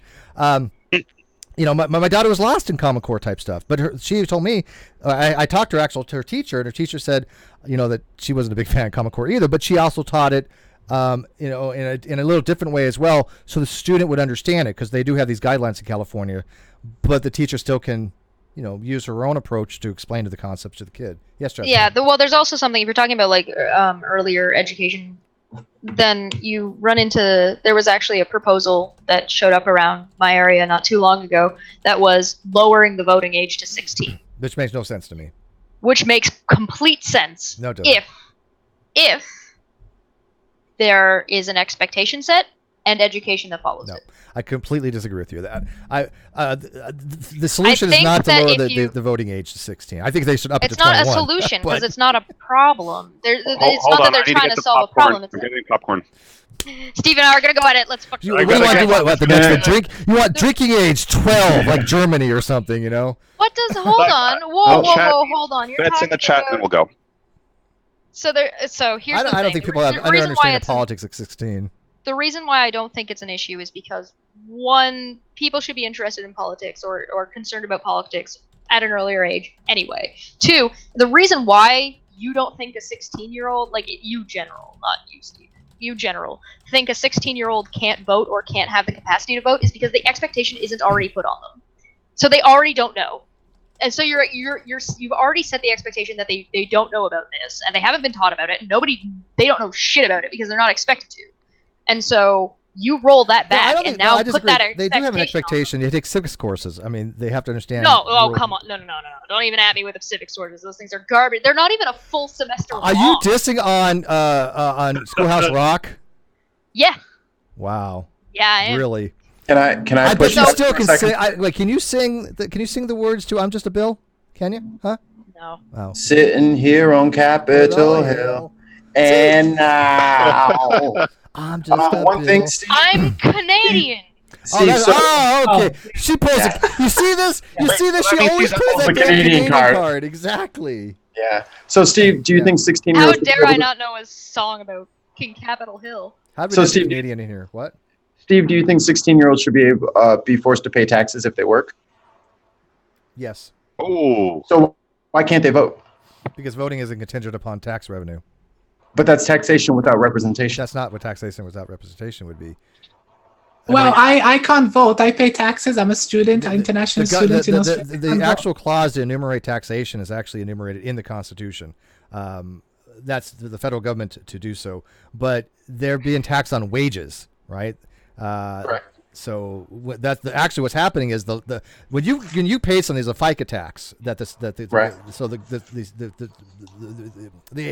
the book company, they're paying for taxes, okay? So they pay their FICA and FUCA tax and SUCA, whatever. I mean, there's so many different terms, but they're paying the taxation. But they're saying this is what we're paying to the government. This is what you get left. Now, your personal tax. Are you asking if they should file like a 1040 EZ? Yeah, because that is actually goes into their overall thing for Social Security at 62.5 that they can start drawing out, because what it does is it averages the most amount you've made over a period of the last like 35 months or a 35 months period. So they'll say if you made this amount and you will average it together for 35 months, that's what your retirement going to be. So yes, they're paying taxes on it, but they're also getting a benefit towards retirement by filing their taxes. Yes, but do they get to? So you're saying that them paying taxes doesn't allow them any sort of say in how they're represented? They can say, but that doesn't give them the right to vote. They can But how else do you say? I will say this: it just as a teacher, I posited a notion which did not endear me to a great many other teachers in my district, which was that children in the United States are learning at about roughly 30% of their maximum capacity for what they could be learning if we really took education seriously. Now, other countries are getting much higher to 60 or 70%. Nobody gets really above 80% because nobody really wants to put kids into the kind of, but I think 30% is roughly what we're at of capacity. You look at Canada, you look at Japan, you look at the Scandinavian countries, you'll see much closer to 60 or even 70%. And let me point out real quick, I've actually seen this happen. 16-year-olds can go to the Congress and they can have redress of grievances. They've actually petitioned for the government. So when you talk about taxation without representation, the whole thing was that the person cannot have redress to the government. 16-year-olds can do that. So here's but I think there's still a larger principle. I want to make one quick point, and then my only point is I think 16-year-olds are capable of a great deal more than we give them credit for. I And don't disagree with that. Some of them. They were fighting our wars 200 years ago. In fact, at 16, you were getting married and having kids by that point. You were fighting wars at 12. So I do think Chesh has, and it pains me to say this, a point I hadn't really considered. Don't give her any points. So there's You should something know better than that. And so here's logistically why this would make sense, because as soon as you would have the expectation already from a younger age, so there's a decent chance that you would touch on this subject somewhere in junior high, and then 14, so grade 9, grade 10, you would have 2 years of actual solid civic studies, laws, how your country functions, how your politics works, etc., for 2 years. Additionally. I agree with that. Let me finish, Steve. I'll fight you. This is why I You don't will like bite this your show. caps, dude. This is why you don't give her points. Sorry, my bad. He's all riled up. For 2 years, and during these 2 years, you could have these students essentially running the booths for the older students and running projects that would essentially be, here's the political party, here's what they do, and do that, and essentially it would just be set up in the gym. Now, you've got now two solid years worth of study of civics and have an understanding of the way your country works. Do you think after 2 years of study, by the time you're 16, you're not going to know anything about politics? No, isn't my argument. I never suggested otherwise.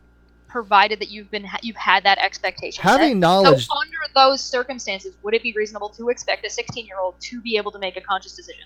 Having knowledge does not mean that you have the ability to make informed decisions. Well, that's what I'm asking. So to answer your question, no, I would not allow a 16-year-old, even if they knew the information, they still have not had enough practice of critical thinking. And what I would actually put forth to you is that given all the 16-year-olds there might be that small amount, and I would agree, that are capable of doing that. However, I don't think that's majority, and that's what would be the problem. All the politician has to do is say, hey, you know what? I'll give you an Xbox to every free, everybody, chicken to every pot, Xbox to every kid for vote for me kind of thing. I think that's actually really degrading to 16-year-olds. Yeah, exactly. That's actually really rude.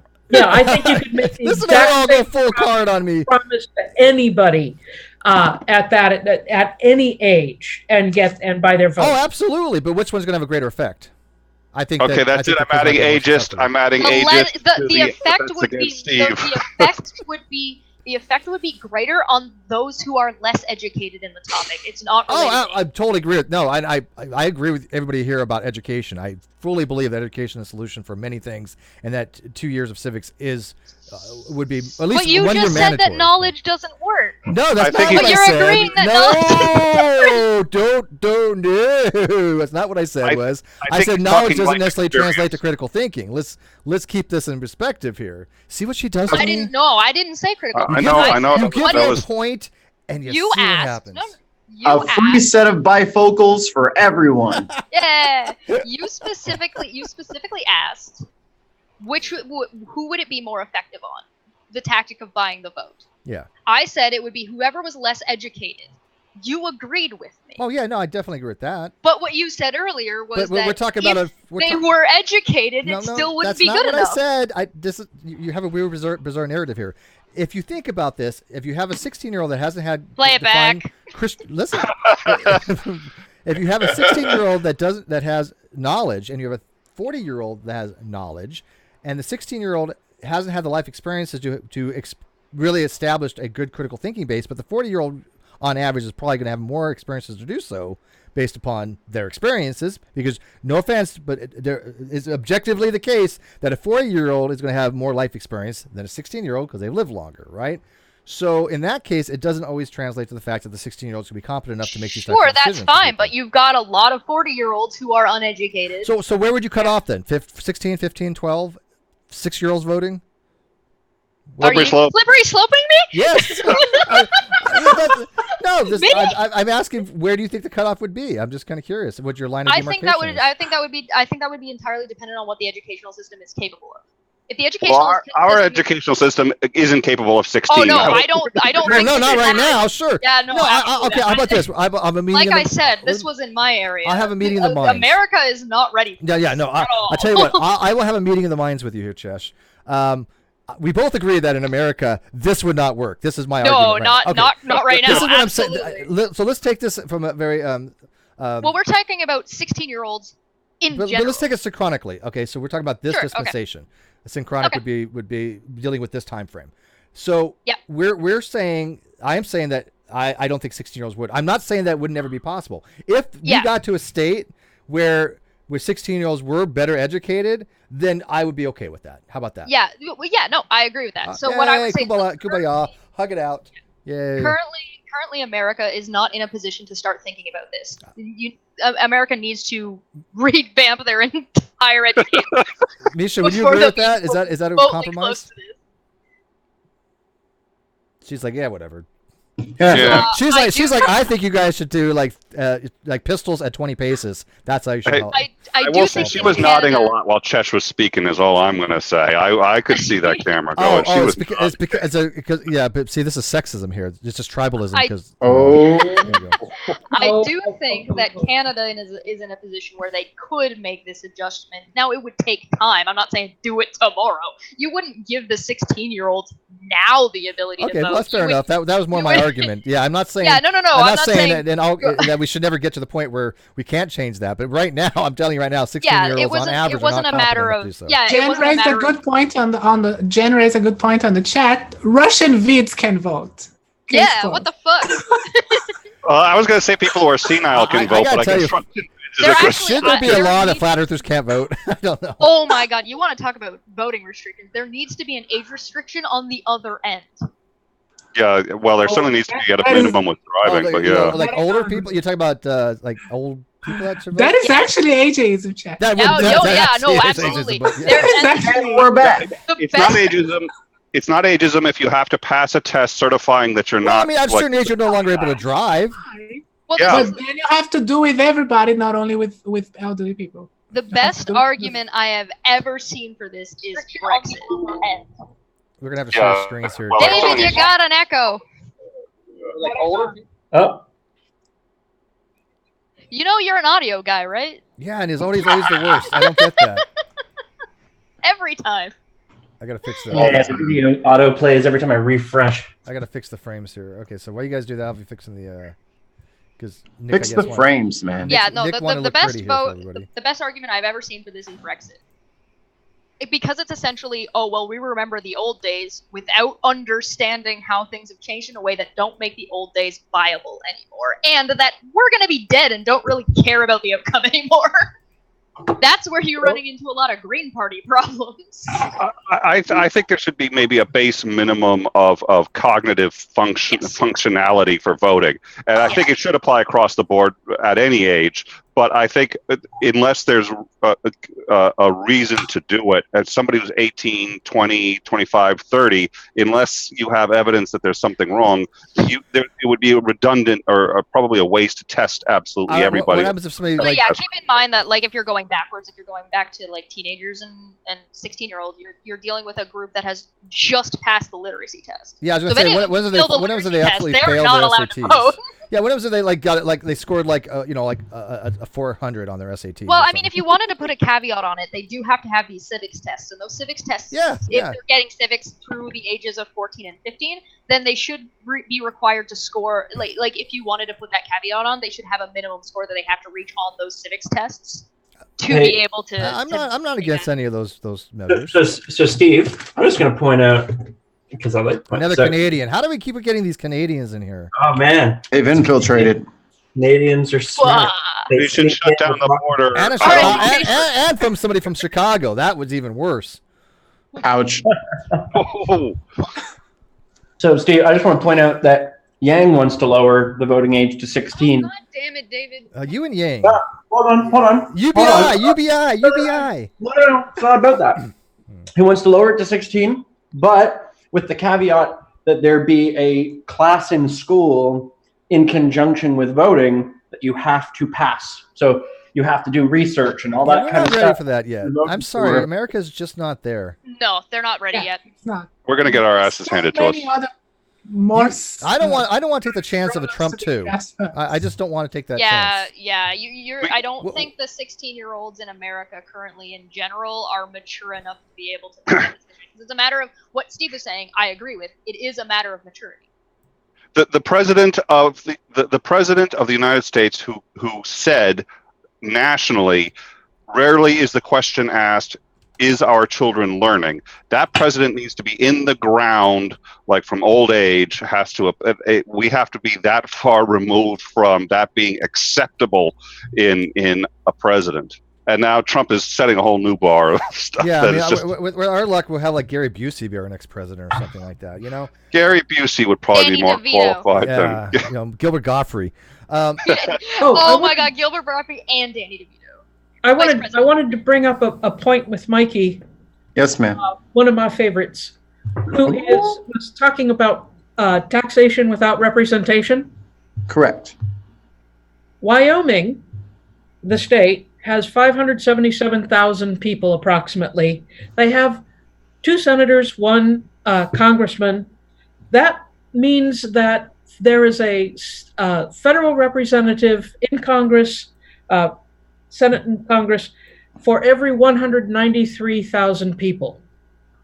State of California has 39.5 million people, and adding up the congressmen and the senators, they have 55 representatives in Congress.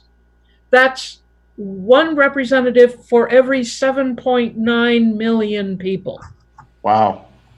Yeah, it's California that should be pissed, and Texas that should be pissed about not being represented. Yeah, I mean, we have 50. I think California has 55 Well, delegates. it's you said? Washington that should be. 55. Yeah, I mean, and Hawaii has 4. I remember that. Right. So, but yeah, I mean, Rhode Island I'm gonna go on record and say it. I don't care if the Electoral College gets abolished. I think it's whatever. It's out of date. It is out. At best. It's antiquated. But you're right, California. Dr. Misha, you can weigh in on this, but I can tell you, as somebody who's been in California for a very, very long time, our votes don't mean shit.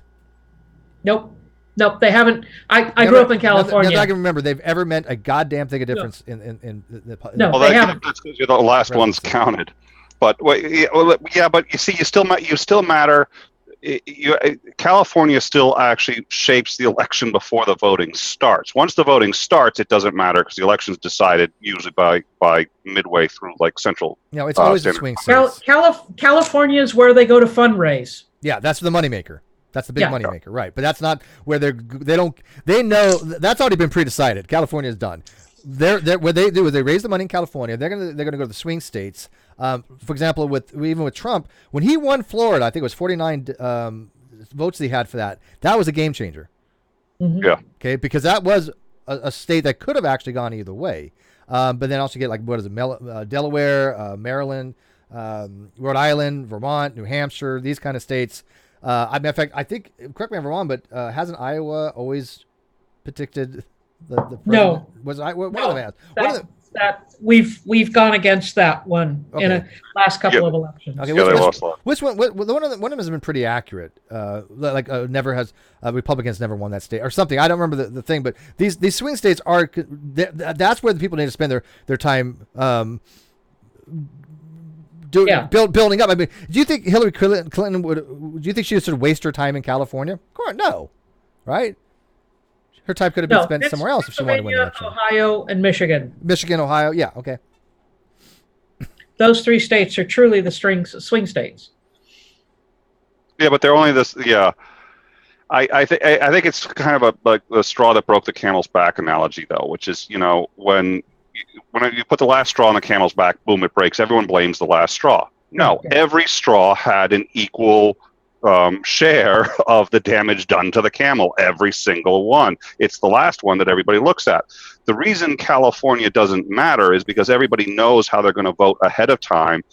There's been so much polling done, right. And there are so many other states. If California became unpredictable, along with 2 or 3 other states, all of a sudden those would become the swing states. It's because they're not, along with a couple other states that aren't, that we have the ones that are. So. You see, the smart Machiavellian politician would never play their hands in the open.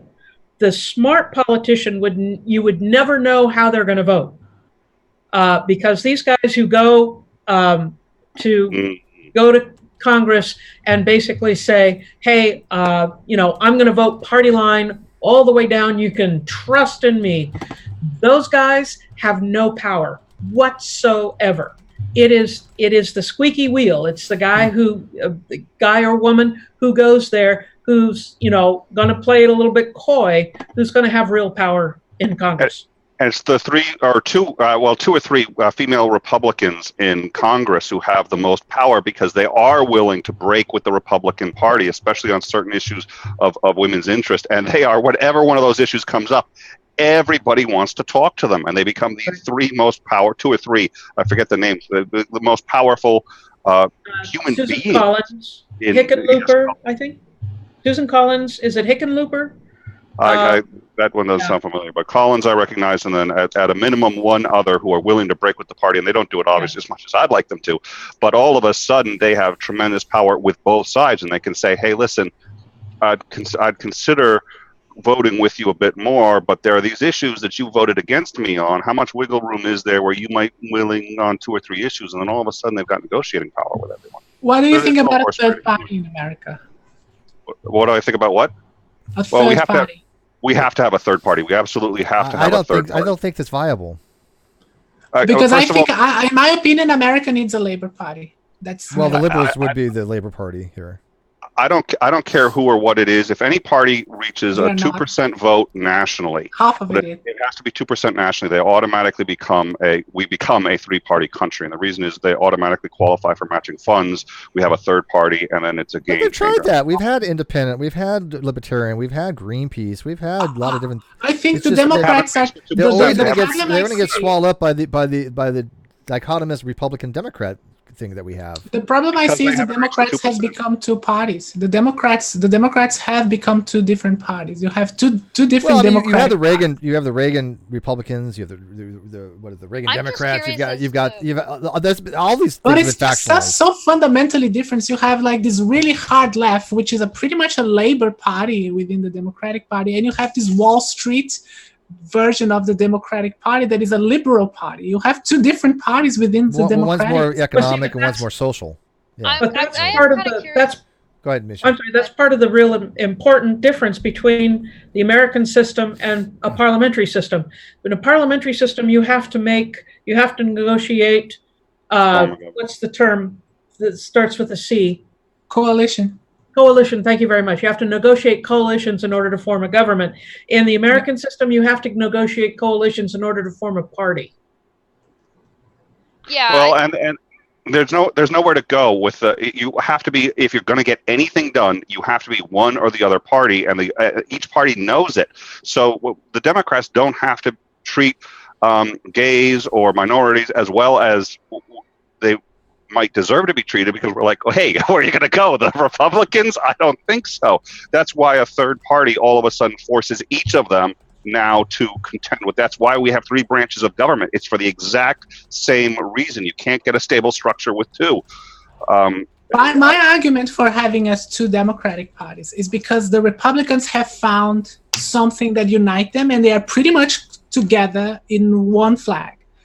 Like, there is still, of course, division within Republicans, but the Republicans now are much stronger than the Democrats, because I think the Democrats are way too divided fundamentally in a way that the Republicans are not. So there should be 4 different classes, because the Republicans are fractured, the Democrats are fractured. So should we get 4?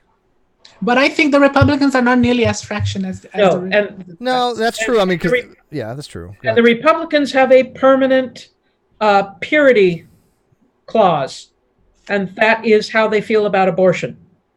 Yeah, that's their litmus. That's their litmus test. Yeah, I agree with you. That is one of their. They're very intransigent on that.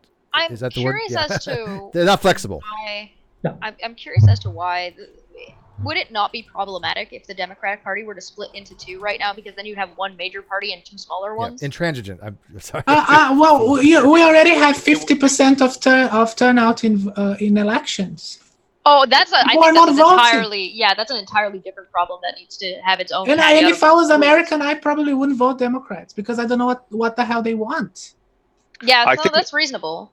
I think it would be Chesh. I would, even as and I've always been an independent. I had to register as a Democrat to work on the Obama campaign, but I'm actually an independent.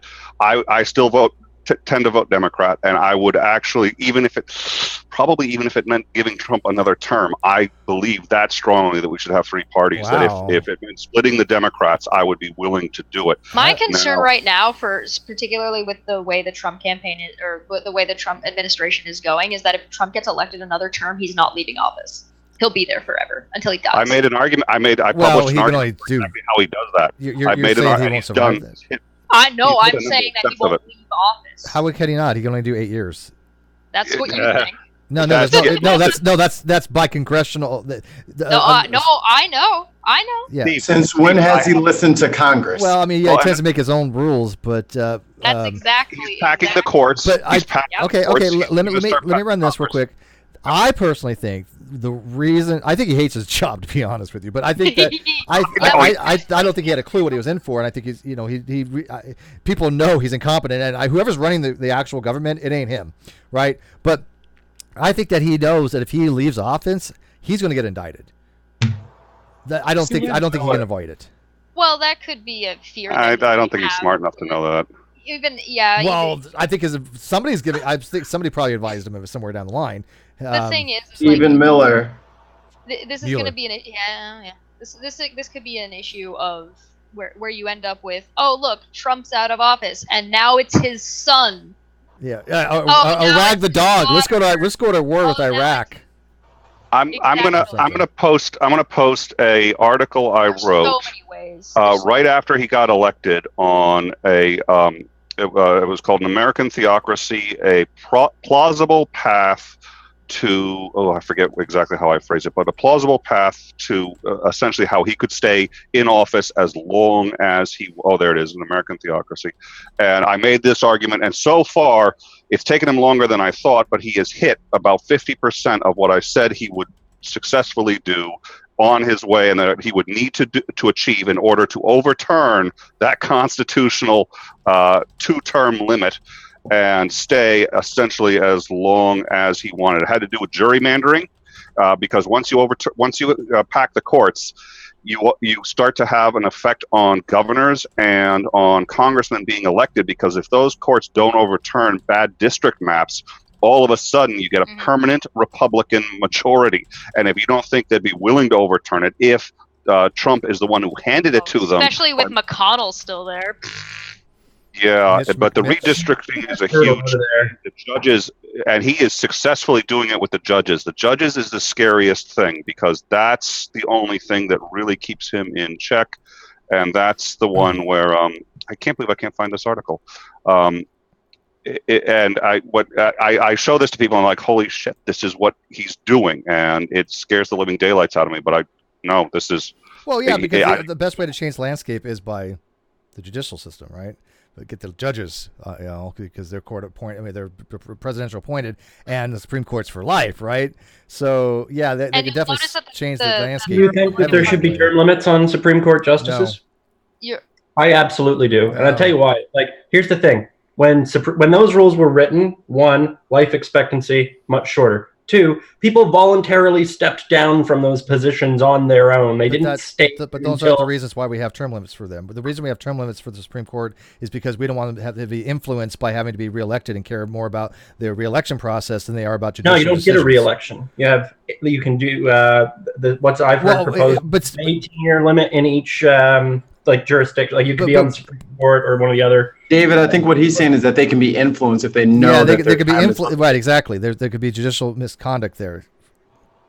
So they want somebody to be completely independent of any kind of political process. Checks and balances in place to make that not happen. Just give them a really nice retirement plan. Yeah. Well, there are rules to. Okay, so again, this is in Canada. There are rules to what money is allowed to be in politics. Yeah. Oh Jesus, yeah, that's. There are rules for that, and you could just adopt some rules.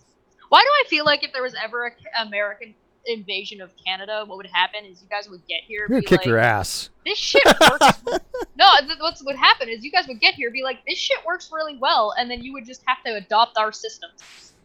Okay, you would get. Cheshire wants America to take over Canada. You would get here, and we would all be like, wait, didn't you guys attack our White House at one time? Yeah, you invaded us, and then we kicked your ass twice. Now, I don't think they apologize for that either. So Cheshire, did you honestly think it would be well-paid? You think it would be well-paid Northerners that would be? It would be the boys from down south that are dirt poor that are being scooped up by military recruiters. That's who's kicking in your doors. Conscription. Oh yeah. Conscription. Yeah. It's not going to be some rational thinking young man who's No. Hey, Hold on. When did I ever say policy that you guys have? Hey, you graduated high school. Here's a gun. Go shoot people. Hold on. You're grunts. You've misunderstood my argument. My argument is not that individuals that got here would make that decision, because at no point ever. Exactly. It would be a matter of you'd have people starting to migrate and immigrate easier back and forth. Because you can't just replace our government with yours. That's just not how a takeover like that works, especially not in this day and age, and especially with the way the internet works. So I'd already be in Canada, but fucking David's building that fucking wall, and it's blocking. It's not a wall. It's a shrubbery. Yeah, it's a shrubbery. There might be little crickers in there. I don't know. There might be a spider in that bush. I can't trust it. The thing is, Americans would have to come here and occupy. But you guys still have spiders, right? Yeah. Not really poisonous ones. We good. actually have the most venomous spider for its size on the planet. It's called the brown recluse. It doesn't hurt you though. It's too small to actually. We have it too. You're not special. Calm down. There you go. We got those. All right. So I just Fucking Jesus. We know what necrotic venom does. Did you open your fucking cereal today and find a spider? Maybe. Is that why you're so upset? I did walk through a web last night, and I was very upset. But how are you going to become like Miles Morales if you don't hang out with all the spiders? He slapped that little spider right off of him and kept it moving, and he had superpowers. Me, I just had it all in my eyebrows and shit. All I gotta know is I'm more willing to move somewhere where there's the least amount of things that's trying to kill you. That's usually the Northeast. That's the Northeast. Right, That's so- one of the reasons I love living here is because poisonous spiders, snakes, they hate the cold. They can't tolerate it. Are you down with talking that. about least number of things or least population of a thing? Y'all got bears, though, Nick. I'm not too worried about in bears. Massachusetts. You don't have to worry I'm not about too bears. worried about 20 to 30 or 30 to 50 wild hogs or wild boars trying to attack me. I'll get my AK-47. California has fire season. They have earthquake season. Well, what about if I had 20,000 black bears chasing me at the one time? I need an assault rifle with high capacity clips to take them mofos down. If them black bears ever make black bears' lives matter. You never, dude. I have that one time in Canada, and I get like a Canadian chupacabra on my ass. I might need an AK-47. Canadian chupacabra. So what is it? What does it eat? We are through Snowmen? Mexico. It eats maple syrup. Maple syrup. It doesn't actually eat the maple syrup. It's not it even a eats the tree. carnivorous. It's a vegetarian. It sucks the vegetarian eats maple syrup. Syrup out of the tree. Now wait a minute. Canada has Wendigos. Yes. Oh, that's we right. did that. That's actually You made that up. thing. The Mi'kmaq. Nope. Totally Wendigos invented are a thing. Yep. Josh, tell I'm her. gonna list tell 'em. everything in Australia. Wendigos. Oh, hell no. Canada's out. Y'all got mythical creatures. Yeah, no, it's a unicorn. It's a native legend, yeah? Yeah, Yeah. it's essentially like this is actually a thing that there's actually a disease. I don't know if it's Is The it Wendigo actual? or if it's something that can actually happen. So it's essentially when you basically go crazy and attack people.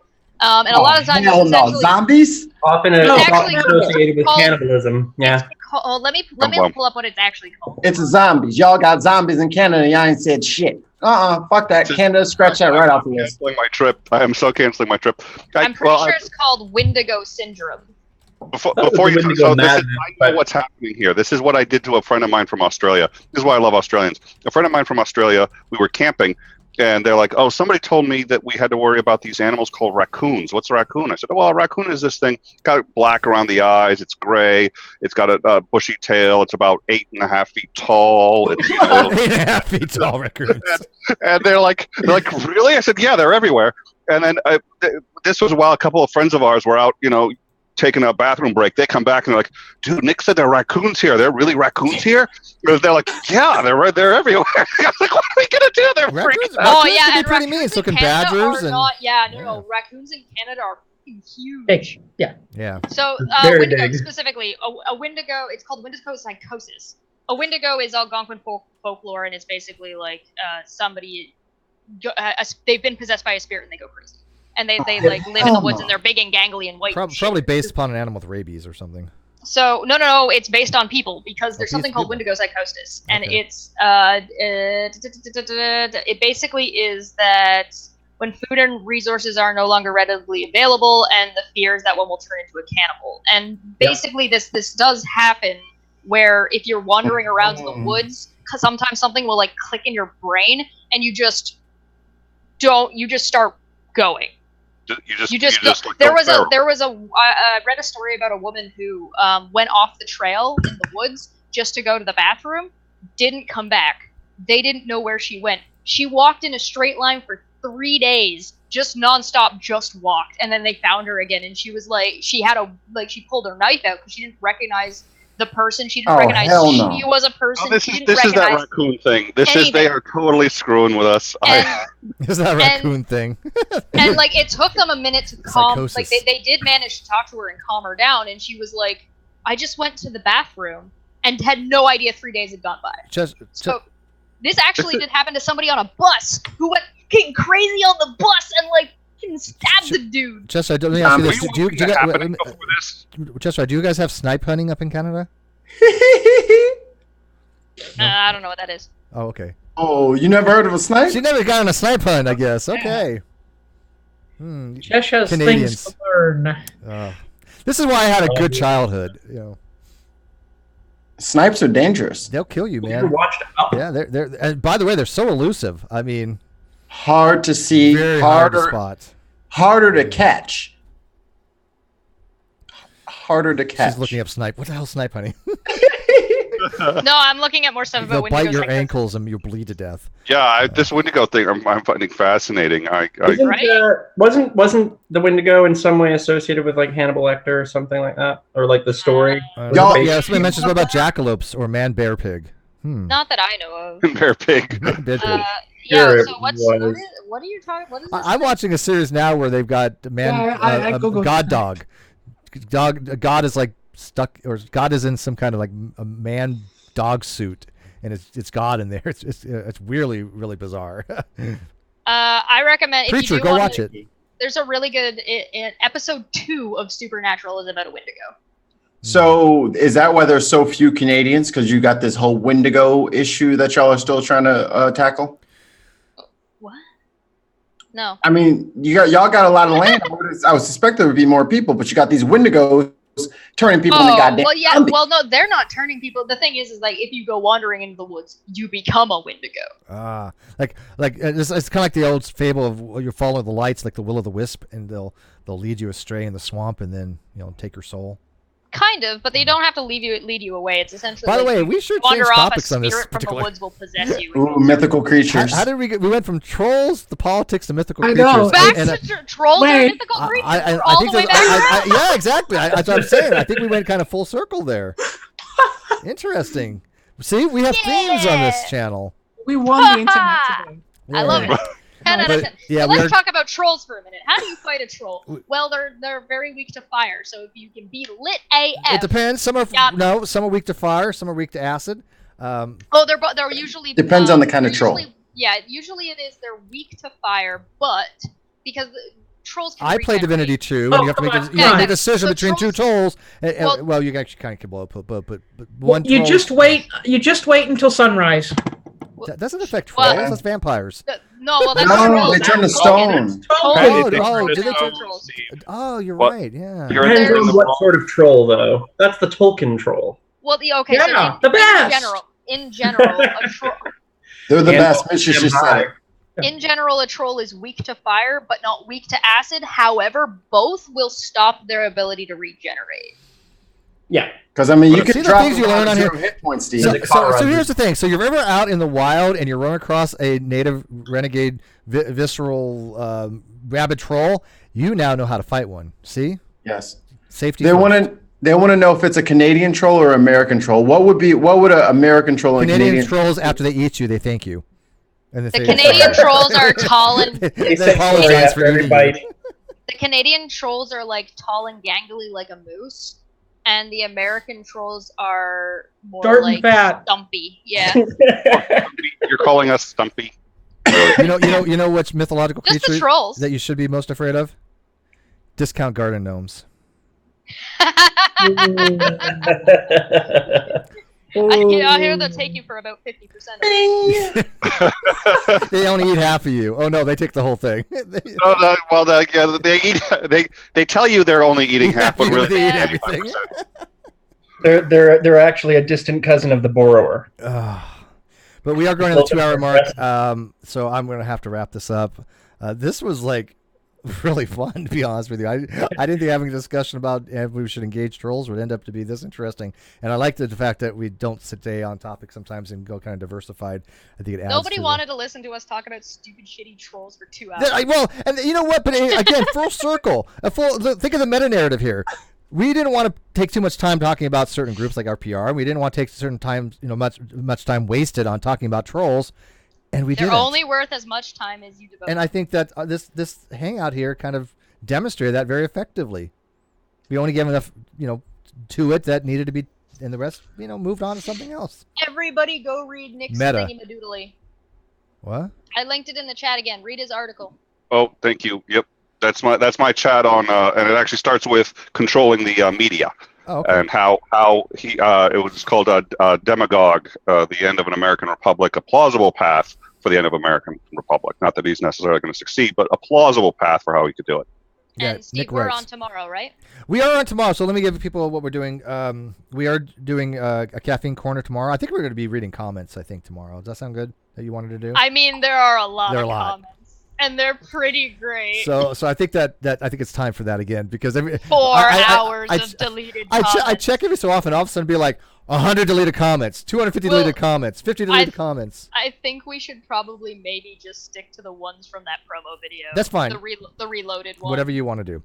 But we all, we go too far. but at 5 o'clock tomorrow. Or just that last one they did before the Godless Engineer. All that. yeah, was true. exactly that one. I'm not sure if 5 or 6 o'clock tomorrow. Landon and I are doing a hangout tomorrow on math. Ooh. Yeah. Nice. Every so often, I bring up that old chestnut of a problem that people may remember: 6 divided by 2, parentheses 1 plus 2. And the reason why I have an affinity to that particular problem is because that's one of the problems that actually got me started in social media. Because on Facebook, I was just explaining to people this problem, and people were not getting it, and then it migrated to kind of Facebook or even YouTube a little bit, and the whole 1 equals 0.9 repeating. So those were like very core problems in my math experience dealing with social media. Now, I've already told the people the correct answer to that as per the questions being asked. The solution is 9. That's what the test would want you to answer. So Landon and I are going to go into some very deep mathematical reasons why it solves for 9. What's the difference between implicit multiplication by juxtaposition as opposed to explicit multiplication? We may touch a little bit on rings and theory and fields and abelian groups and things like that. Distribution by we're gonna talk about distribution, multiplication over addition. We're gonna get into some really kind of interesting mathematical What concepts. was the equation you said? You said it really fast. 6 divided by 2, parentheses 1 plus 2, close parentheses. Hey Sarah, what are you up to? I will put it in the live chat. I'm really What do you got surprised coming that out? people still don't really. Yeah, they haven't seen this before because it's Sarah, perfect. yeah. What are you doing, Sarah? What are you Well, up she's to? Australian. They teach math properly down there. But we're going to get also into PEMDAS, BIDMAS, BODMAS, PPMDS, MDAS, and there's other different types of acronyms that people use. They all mean the exact same thing. So I've seen people argue, well, in BIDMAS it solves this way, in PEMDAS it solves this way, in BODMAS, Steve, but they're all the same. I'm trying to help you close the show. We're talking. I have 5 minutes to talk about math. No, I'm just kidding. See what happens? You give her a point, and then hours later. And then one more thing. Steve's mathing again. Everybody step back. Well, we just lost 90% of our viewers. Oh my god, can we do that one time? If Steve starts going, we time it for 1 minute, and then we all just leave the call. No, that's rude. I would never do that, Yeah, Steve. yeah, you would wait 30 seconds. Right. But we're gonna try to. I'm trying to arrange a hangout on Thursday, and I don't know if the feminist next door is going to join or not. She's been on the non-sec before, but I polled people when it came to like opening a door for somebody. Is that benevolent sexism, or is it virtuous, chivalrous, or things like that? And I asked the question in a very specific way, and I'm also going to get into explain to people how certain types of polling work. Because if one person gets false dichotomy wrong, I'm probably going to lose my shit. They don't understand being offered 2 choices is not necessarily a false dichotomy. There are infinite amount of possible options. Would you rather? But they don't. It's a false dichotomy. A false dichotomy is an argument when you use either or, such that you are only giving 2 choices that you must choose between. You must, like for example, you are either with us or you're against us. That's a false dichotomy. But if I say, do you want chicken or fish for dinner, that's not a false dichotomy, even though I could make you steak. But I'm not offering you steak. But anyways. Before we go, this is my answer to the trolls. And she wore that shirt. She wore that shirt once before, and dealing with this topic, right? That is a child's medium. Yeah. I was. This is one of the first times I was actually on an after show for Non Sequitur when one of the Red Pill Religion guys was on, and then they came into the hangout after the fact I was wearing this shirt. Yeah. All right, one last super chat. Harry Birth, $5. Steve, careful saying whatever you want to do to a co-host. Yeah, fair point. Fair point. Now I tell you what, Cheshire owns this fucking channel now. Oh, hold on, I gotta be Lyle again. Where did my thing I go? do have the best audience. Holy crap! Where the hell I did gotta it say. go? I laugh so I laugh so hard at some of the shit people say. I lost it. I don't know where it went. No, Oh, there it is. Misha, Found it. tell Hold us on. what you got to tell us, and then let Cheshire close us out here. So, Misha, anything you want to add to it? Anything? Your channel? It's been totally delightful. I've enjoyed it. Awesome. But my point is use empathy. I agree with that. It neutralizes the trolls. What if I don't I have think it? empathy is an extremely important thing for people to have. So, go check out everybody's channels. Everybody's got their stuff. Hi, my name is Lyle. I'm the, I have 0%. Oh, not the white sheet, Steve. Steve, come on, man. Oh, you're getting demonetized. Thank you very much. I'm I out of here. have an announcement before I go. Almost made it, Steve. Almost made it. We got 20 seconds before the stream ends. It's ending now. Go. Go, Sarah. I'll be on Think Club on Friend Forever channel on Wednesday night, 5 p.m. on EST, so Eastern Time. I will Do be not pass watching go. that. Do not collect $200.